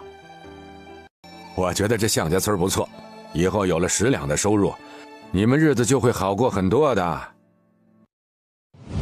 晚上，秋葵翻来覆去睡不着。睡吧，那老东西咱们打也打了，还能怎么办呢？可我就是咽不下这口气。咱们以前让着他们家就算了，现在王胜远他们3个都死了，他们一家还想骑在咱们头上拉屎。我看王胜新他们死得好，死得活该。他们确实死得活该呀！自从王胜远他们当了捕快，总在我面前炫耀，瞧不起我。现在好了，咱们3兄弟都死了，就剩下一个铁蛋，说不定哪天这香火就断了。秋葵听了他的话，心中一动，半天没说话。啊，怎么了？你怎么不说话了？你说的对啊，铁蛋那么小对吧？指不定啥时候就没了。夭折的孩子那么多，可不就是香火断了吗？这要是他们香火断了，那他们以后还不是要指望咱们顺子？你说是吧？你这婆娘，要说啥直说就是，干嘛藏头露尾的呀？这铁蛋要是没了，咱们2家以后不就是一家了吗？那他们家的田产银子不都是咱们顺子的？毕竟他们还要靠顺子以后给他们年年烧纸呢，你说是吧？王成猛地看向他，视线仿佛要把秋葵穿透一般。那啥，那你就当我什么都没说。你说的确实是个好办法呀。成哥，你也同意？那要不要告诉咱爹呀？还是要说一声的，万一爹知道咱们的目的是什么，出了事儿，爹也会替咱们遮掩一二。爹不会不同意吧？明天我先探探他的口风吧。那要是他不同意呢？那就算了呗。怎么能算了呢？他们家那么大宅子修得那么好，还有700亩地，家里面肯定还有很多银子。让我再好好想想。这一晚他们几乎一晚上没睡着。第2天早上，他们2人顶着大黑眼圈，王德九愣了一下，问道：你们昨晚做贼去了？黑眼圈那么重？爹，咱们都叫人欺负到头顶上了，我们2个能睡得着吗？顺子差一点就被铁蛋给废了，你说他那么小，心肠怎么就那么坏呀？上次还把橡胶村那个老头给砸得流血晕倒了，听说好几个月都没醒呢。我看他就是天生的坏种，这种人长大了就是祸害。我看啊，趁早死了得了。胡说什么？他还是个孩子，你一个当叔叔的，就是再生气也不能这么说话。要是让别人听见了，会怎么想你？我才不管别人怎么想呢！那个小杂种最好死了算了，让他们一家人断子绝孙，以后没人烧纸给他们。那个老东西死了，田产还不都是咱们家顺子的？王德九眯起眼睛看着王成，一言不发。王成被他盯得浑身不自在。不是，爹，你这么看着我做什么呀？我说错什么了？难道他们一家人不该死吗？昨天那个老东西那么大顺子，我都心疼死了，气得我一晚上没睡着。你心里到底想什么？你自己知道。吃完饭，收拾干净厨房之后，秋葵迫不及待地去找了王成。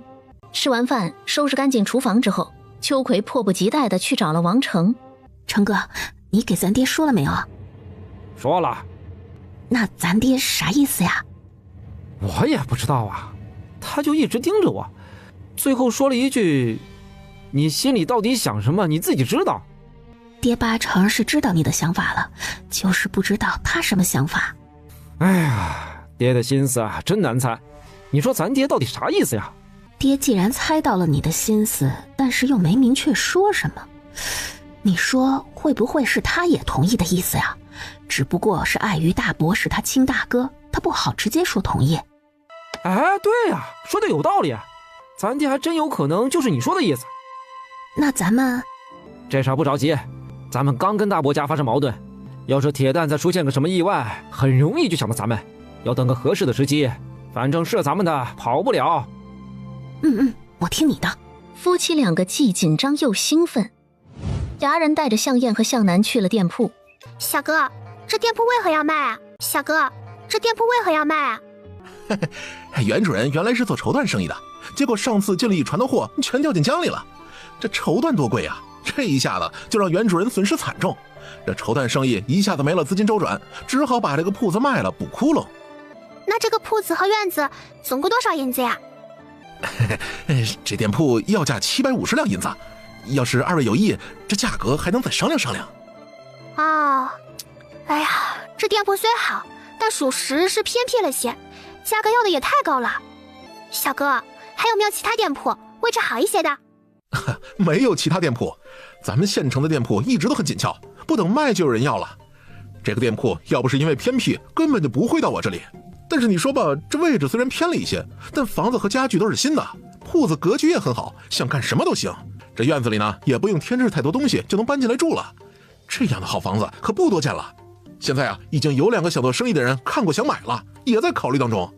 你们呢，要是想买就抓紧点儿。真的没有其他店铺啦？哎呀，真的没有了。啊，那好吧，你先帮我问问袁主任愿不愿意700两卖，要是愿意的话我就买，不愿意就算了。哎，我跟你实话实说吧，这袁主任的最低价是120两，你看你能接受吗？700两加不了，我还得凑一凑银子。哎，你再添点，我再去给你们讲讲价。向燕和牙人小哥经过一番激烈的讨价还价，向燕最终只愿意加10两银子。哎，行吧，那我再去跟袁主任说说，这成不成我可不敢保证啊。说罢便匆匆离去。姑婆，咱们真的要买这个铺子吗？这个位置有些偏吧。咱们开的是书店，在不在正街问题不大，主要是让那些读书人知道咱们这里开了个书铺。再说咱们价格可以适当低一些，再印出一些别人没有的书，名气肯定就打出去了。咱们去哪里印一些别人没有的书啊？兴怀、平贵他们不是都读过书，让他们写就是了。啊，让他们写？他们能写好吗？放心吧，肯定差不了。过了好一会儿，牙人小哥气喘吁吁地跑了回来。成了，袁主任看你诚意十足，愿意710两卖给你。向燕很是高兴，几人寒暄了几句，牙人小哥就带着他们去了衙门办理过户手续。拿到房契的那一刻，向燕仿佛看到了银子如潮水一样涌入他的怀抱，他简直要开心死了。向燕让大家把桌子2两拼在一起，总共拼出来14张大桌子。从今天开始，我们正式学画画。啊，姑婆，我们连字都不认识，怎么可能学会画画？您不是跟我们开玩笑吧？放心，我会教你们的，这个不难，只要你们用心，很快就会学会的。可是姑婆，我们学画画干什么呢？这个不当吃不当喝的，没必要学啊。是啊，学画画没用啊。谁说没用了？能挣钱算不算有用？你们不相信别人，还不相信组长我啦？既然教大家学，肯定是会让你们赚钱的，而且是大钱。众人眼睛一亮，是啊，姑婆做的哪一件事不挣钱了？向燕接下来从基础训练开始，教他们如何握笔，如何染色。刚开始他们抓着毛笔的手都抖，后来慢慢的就好了。整整10天，向燕都是在训练他们染色基础，保证要让他们染色均匀，不留一丝痕迹。5天之后，他们每个人都完成了一幅小品牡丹。好啦，恭喜你们已经学会如何画牡丹了。接下来我们就要画出能卖大钱的画了，你们有信心吗？有信心就好。这些是我画的白描，你们每个人画一张，不会的地方再来问我。除此之外，以后每个人拿出1个时辰的时间练习白描，以后的白描你们就要自己画了。他们重重点头，接下来的日子他们全心全意投入到了画作当中。柳树沟村，明德，你怎么说不开私塾就不开私塾了？这孩子们以后可咋办呢？镇上和附近的村子都有私塾，可以送去他们那里。可是那得花费多少银子？再说了，那些私塾都不近，没有你这里方便呢。是啊，你就继续教孩子们吧，大家都信得过你。谢明德当然不会同意，一直摇头拒绝。哼，你是不是因为束修给的少了，所以不教孩子们了？大不了我们给你补上还不行吗？哼，原来你们知道我为什么不教了，可惜晚了。那些束修银子我也不要了，你们自己留着慢慢花吧。我说你这人怎么这样，就为了几两银子，连为人师表的德行都忘了。亏得孩子们嘴上整天夫子长夫子短的叫你，你配他们这么敬重你吗？谢明德懒得与他们争执，直接起身走人。涵涵，你去哪儿？事情还没说清楚，这私塾啊，你不能说关就关了。谢明德，你会后悔的。你一个肩不能扛手不能提的秀才，你除了能收点束修过日子，你还能干嘛呀？虽说我们束修没给多少，但是我们给你吃的喝的，嘿，没有我们，你的日子更难过。向家村这天一大早，富贵就敲着铜锣从村东敲到村西，村里无论男女老少，全部到私塾的练武场集合学武。我的腿脚不方便，还是算了吧，让小亮去就行了。瘸子更应该练了，你看你就跟个小鸡崽子似的，还没我力气大呢，赶紧去练，对你没坏处。谢明德一脸生无可恋，他明明是来当夫子的，却先当了学生。1个时辰之后终于结束，晚上吃烤全羊给你们补补，也庆祝咱们私塾今天开学。好耶好耶，有羊肉吃了。唉，你就惯吧，你看这群小的现在哪个不是壮得跟小牛犊子似的？咱们活着为了啥？不就为了过得好？有钱了先吃好穿好，好好享福，别整天有钱也舍不得，过得跟个苦行僧似的，那活着还有啥意思啊？姑婆说的对，咱们要吃好喝好，这日子才有奔头。吃，你小子就知道吃，小肚子都吃出来了。向心怀看看国良，走到他跟前摸了摸他的肚子。干嘛？明明咱们2个都在整天刻字，怎么不见你有小肚子？哼，当然是我身材好啊。向心怀白了一眼，不再搭理这个自恋狂。经过1个多月的准备，到了开业这天，书部门口也摆上了一个广告牌。还是小姑姑的新脑子好使啊，这主意好极了。那当然，要不怎么说我是组长呢？是，还是小姑姑厉害。村长觉得向红强就像变了个人，明明以前是那么正经一大夫，现在简直成了马屁精。午饭时间，学院开了门，学子们鱼贯而出，于是他们3、3、2、2约着一起来了书铺。这真是画上去的？当然是画的，这可是我们书铺的创新画法，别的地方可没有。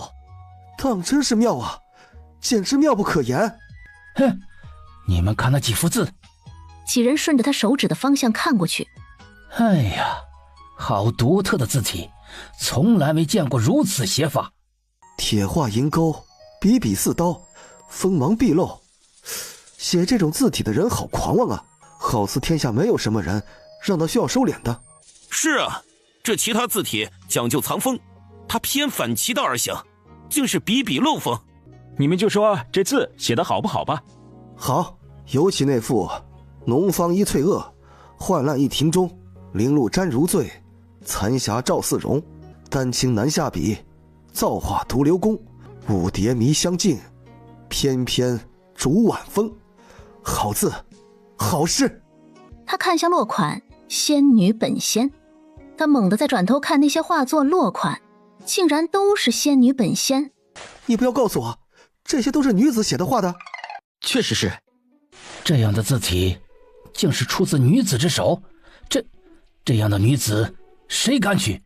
是啊，字如其人，能写出这样字的女子，性格肯定不是一般的刚硬，她肯定不会对公婆对丈夫伏低作小，这肯定不是个好相与的。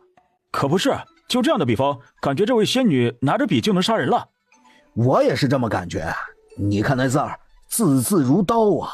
我仿佛看到了一个衣袂飘飘的仙女，提着刀如砍瓜切菜般杀人的场景啊！村长几人眼睛瞟向向燕，小姑姑当初杀野猪可不就是砍瓜切菜？难怪说字如其人，今日果然应验。掌柜的，这幅字怎么卖？1000两。周围一片倒吸抽泣声，这也真敢要？这是自成一体的字，算是开山立派之作，1000两算不得贵。这位兄台说的没错，这幅字实在是甚得我心。男子欣赏了片刻，示意小厮付钱。国栋激动的手都要抖了。要是金钱为粪土，他是粪土，你激动什么呀？别激动，别激动，1000两而已。不知在下可否见一见这位书写农方诗帖的仙子呢？抱歉公子，仙子交代过，他不想见人。不是说贵店有独家新书，请问是哪一本呢？这里的就是。他们翻开第1页，就见上面介绍道：上古传闻，有一唐朝，疆域之大，天下之最。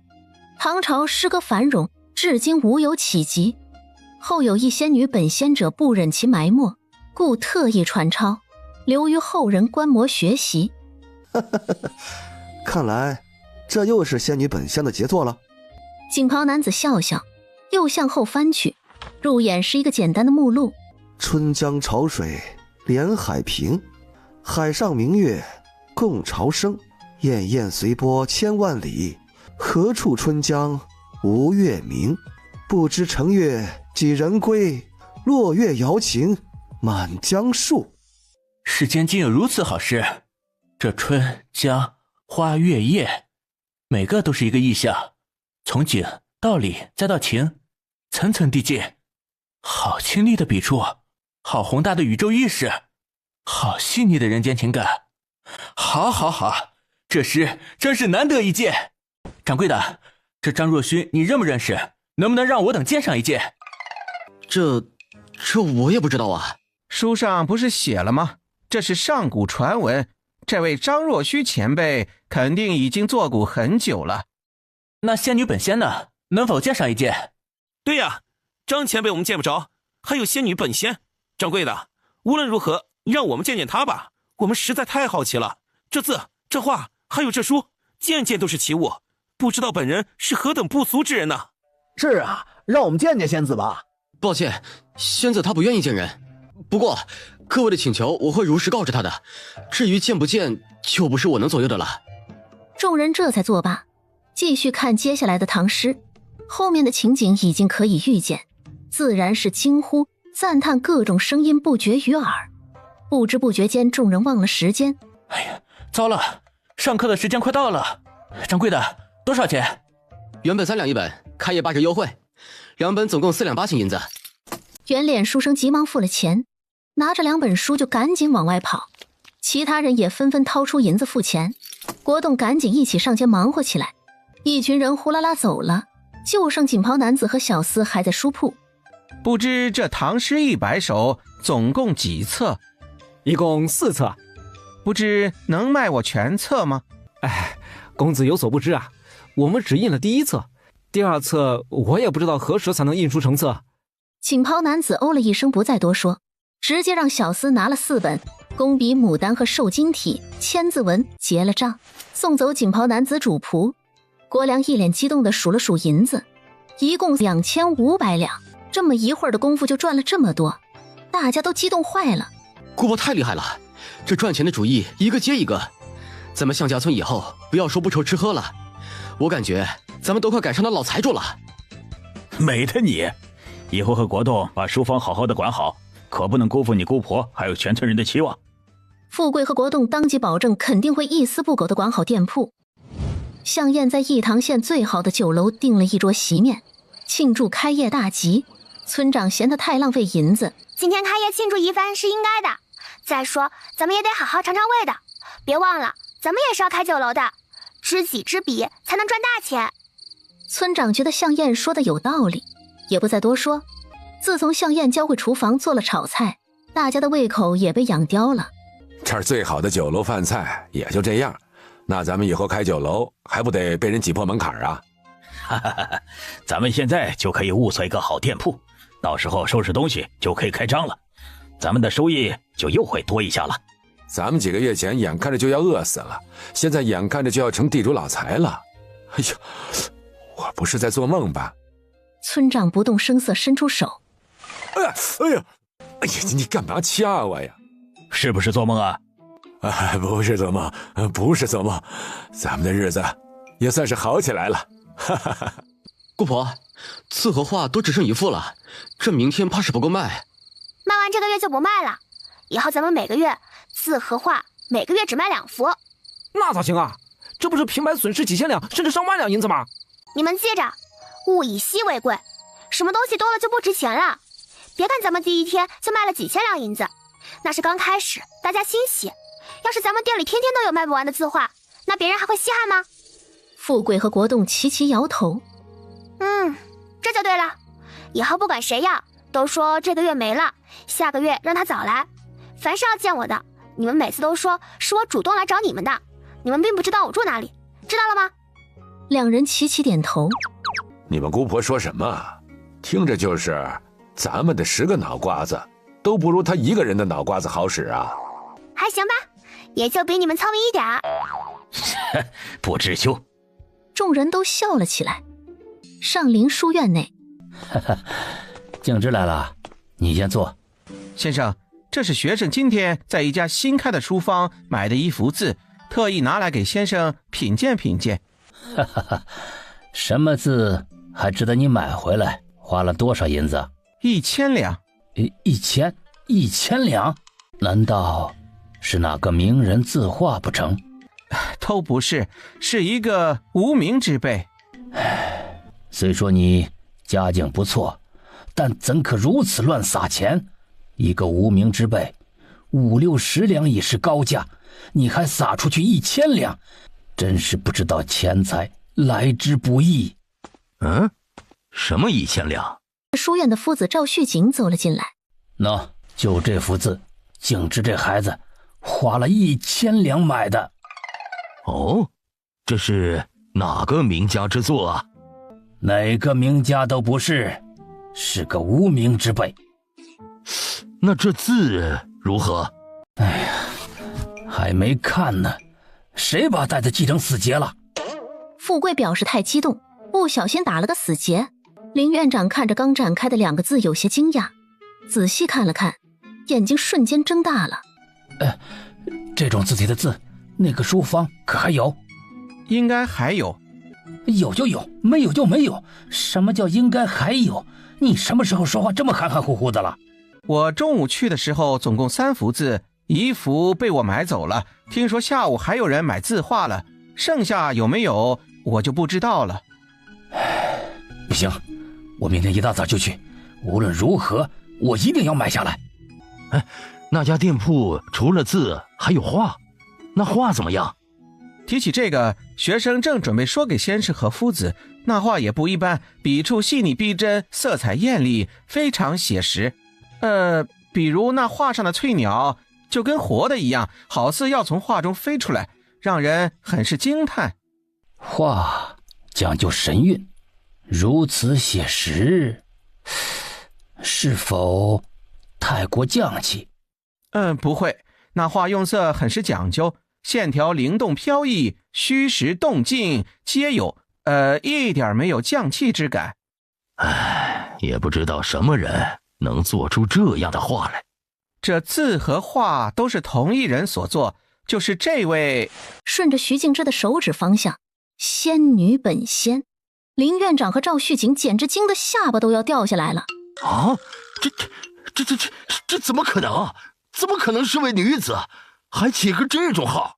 这仙女本仙，怕是还没成亲的闺阁女子，此女这姻缘线，怕是不牢固啊。哼，何止是不牢固，怕是他那未婚夫还没靠近，就被一剑封喉了。这是汉末书方的独家新书，先生和夫子不妨再看看。唐诗，我越发对这位仙女本仙好奇了。她到底是什么人？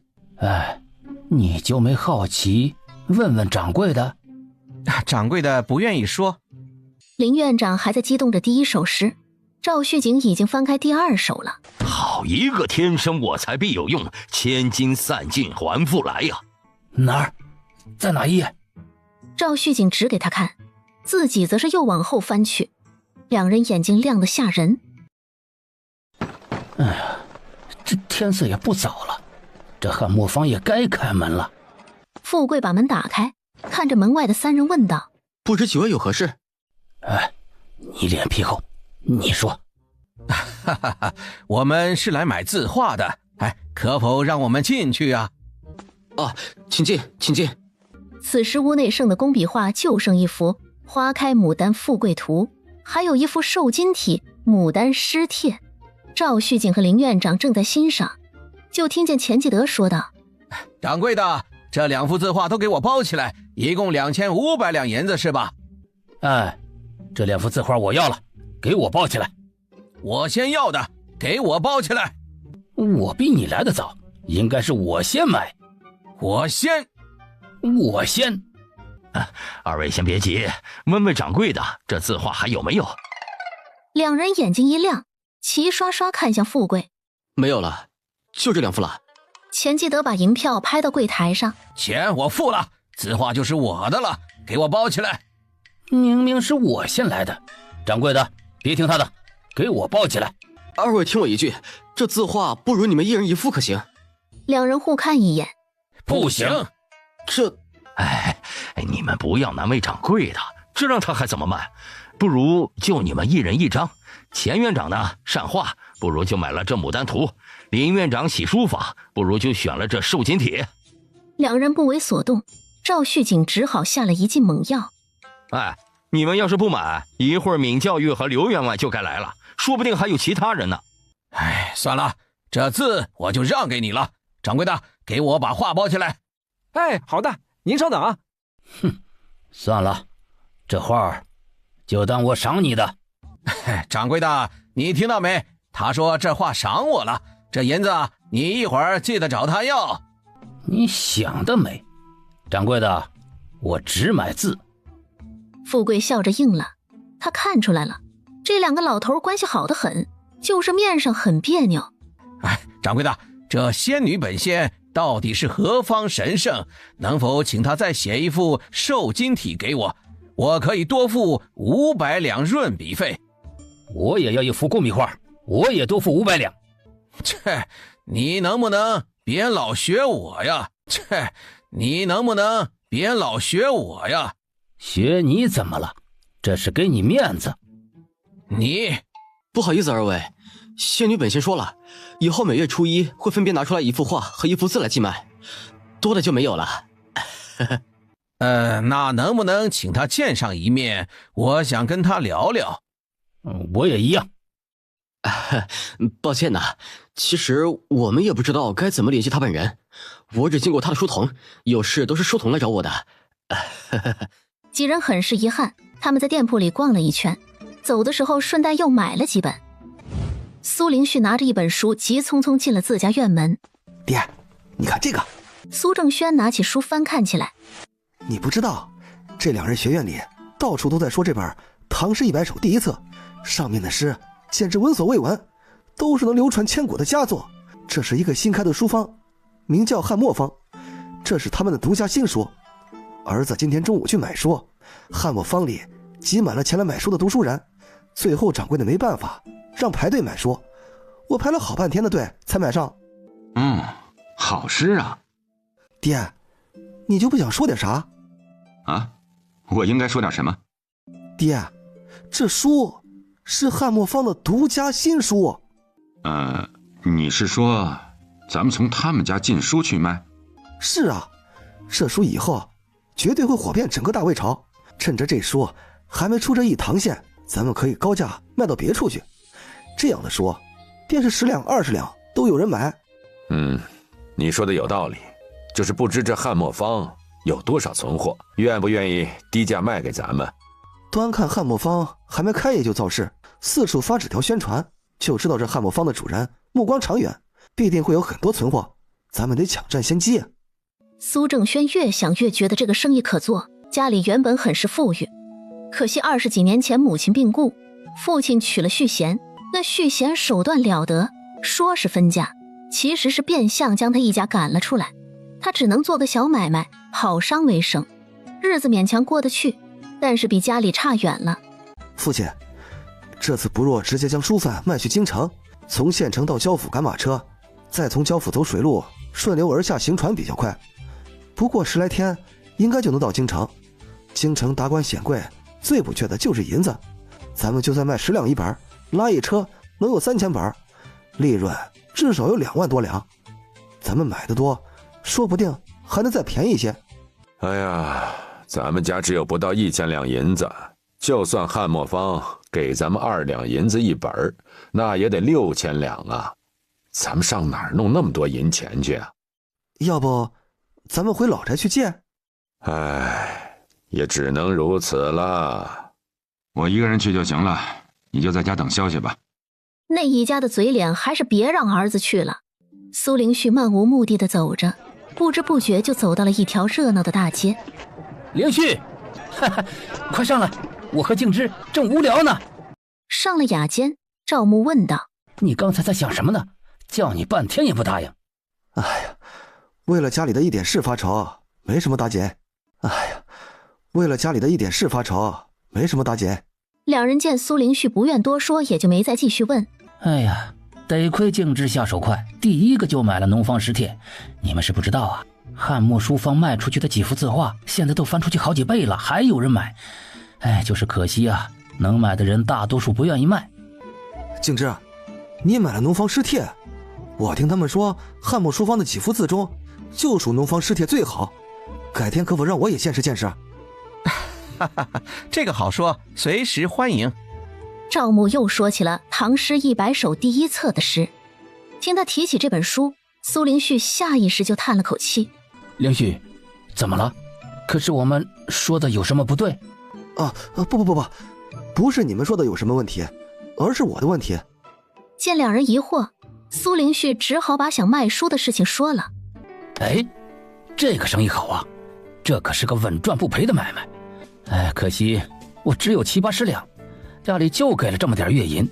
这确实是个好生意，我倒是能用的银子多，但是昨天刚好在汉墨坊花去了1000两，剩下也就几百两。这么好的生意，要是不做，真可惜了。不如咱们3个合伙。合伙？对，准确的说是咱们3家合伙。我和赵牧没有银子，但家里有啊。这禁书的银子我们2家来出，其他有劳伯父费心，到时候咱们3家利润平分。我相信家里人应该愿意的。这个主意妙啊！我怎么就没想到呢？这样最差一家也能赚几千两银子，这买卖划算。你的意思呢？多谢2位的支持，我觉得这个办法可行。不过咱们还是先问过家里人之后再商议。3个人立刻分头行动。向家村印书坊，大家动作都快点啊，书铺还等着卖书呢。咱们上次印了有几万册了吧？那些还不够啊。村长，咱们书铺的生意真这么好啊？那当然，咱们这可是独家新书啊，大魏朝独一份。那些读书人看到《唐诗100首》第1册，惊叹的跟什么似的。好多商人为了从咱们这儿进货，高价卖到别处去，天没亮就敲门给咱们送银子。闹得我这2天都没睡好。那咱们自己也可以卖到别处啊，为什么要让别人挣这个钱？天下的银子还能让咱们都挣了？咱们要是自己都跑出去卖书了，谁来印书啊？那要是别人照着咱们的书印怎么办呢？咱们可拦不住啊。不怕，这新书啊就是抢占先机，时间最宝贵。等他们雕版出来再印刷，黄花菜都凉了。别人早就从咱们这儿进书去卖到别处去了，他印刷出来的能卖多少啊？该买的都在咱们家书铺买了，还能等到他印出来？没想到咱们这书啊这么受欢迎，还是小姑姑运气好。没想到深山里还藏着上古时候的书啊，也不知道上古那些书在那山洞里放了多少年了。管他多少年，现在咱们拿出来就是咱们的独家新书。冬天很快就到了，池塘也挖好了，向燕带着锄头上了山，把水渠和山泉水之间的那一点点土挖开，水流瞬间就顺着挖好的沟渠哗啦啦流向了向家村。水流下来了，流下来了，流下来了！哎呀，太好了！咱们以后啊，不光吃水不愁了，干旱的时候咱们还可以浇地、种水稻都行啊。这山泉水冬天啊，还真是刺骨的凉。2个池塘都流了不少水了，向燕才从山上回来。哎呀，这水就是比我这2条腿跑得快啊！哈哈哈，何止快呀，这水现在都清澈见底了。刚开始的时候还是泥水呢。咱们明天去乡里买些鸭子回来养着，明年开春再买些鱼苗种上荷花，夏天的时候就能赏荷花了。咱们干脆改名叫荷花村算了。哦，对了，赏荷花最好在村口盖几个凉亭，要不然太热。还赏荷花，还凉亭，我看你就是闲得慌。我哪闲了？最近都忙得跑断腿了，幸好房子和鱼塘都挖好了，人手多了就不用这么辛苦了。哎呀，我要好好放松放松。村长难得的对向燕有些愧疚之情，小姑姑还是个半大孩子，就要为了全村的生计整天劳心劳力。你就好好的歇一下，咱们盖房的人和挖池塘的人都空出来了，分一半人去印书就行了，剩下的让他们挖陷阱去，防止野兽下山，尤其是冬天狼群经常下山，村里不安全。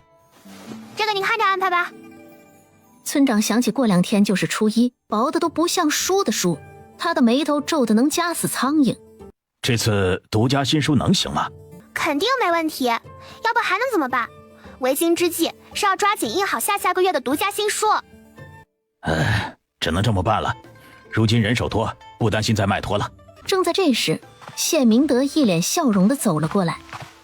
村长，小燕，向家村真是好气象啊，这水都能引下来。这10里8乡可没有一个村能用水这么方便的，也只有咱们县城有河流经过，方便一些。嗨，我们村虽说能够引水下来，但这山下住着也危险不是？去年冬天晚上，那狼一群一群的下山，吓得大家伙晚上都不敢出门。福祸相依，有利就有弊。只要村子以后人多了，野兽就不敢轻易下山了。是啊，一直想找个机会跟你们说个事儿，可惜你们都是大忙人，今天总算是见到你们了。找我们啥事儿啊？向家村可真是钟灵毓秀，人杰地灵。向白和石头这2个孩子太不一般了，学过的东西只一遍就记住了。我以前还觉得我们村里的谢林聪慧，可他比起旭白和石头远远不及。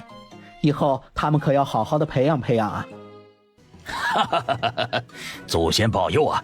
咱们向家村祖坟冒青烟了。只要孩子们聪慧能学，就是砸锅卖铁，我们都要培养。先生，那石柱呢？他天赋如何？怪了，石头和石柱按说是双胞胎，怎么石柱那孩子天赋平平呢？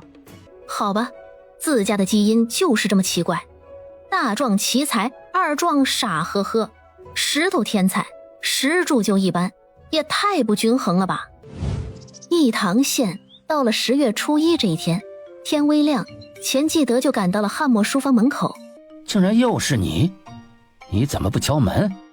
敲什么敲？你没看见门上写的啥？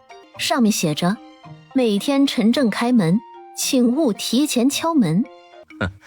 看来咱们今天得等1个时辰了。哼，这掌柜的怪会睡懒觉的。闵教育来得稍晚，他一看已经来了这么多人，顿时有些后悔没来早些。你们几位是来买汉墨坊的独家新书，还是来买字画的？都买，都买。哈哈，我也一样。哎呀，这不巧了吗？我也是来买字画的。你们上个月不是已经买过字画了吗？这个月能否让我先买呀？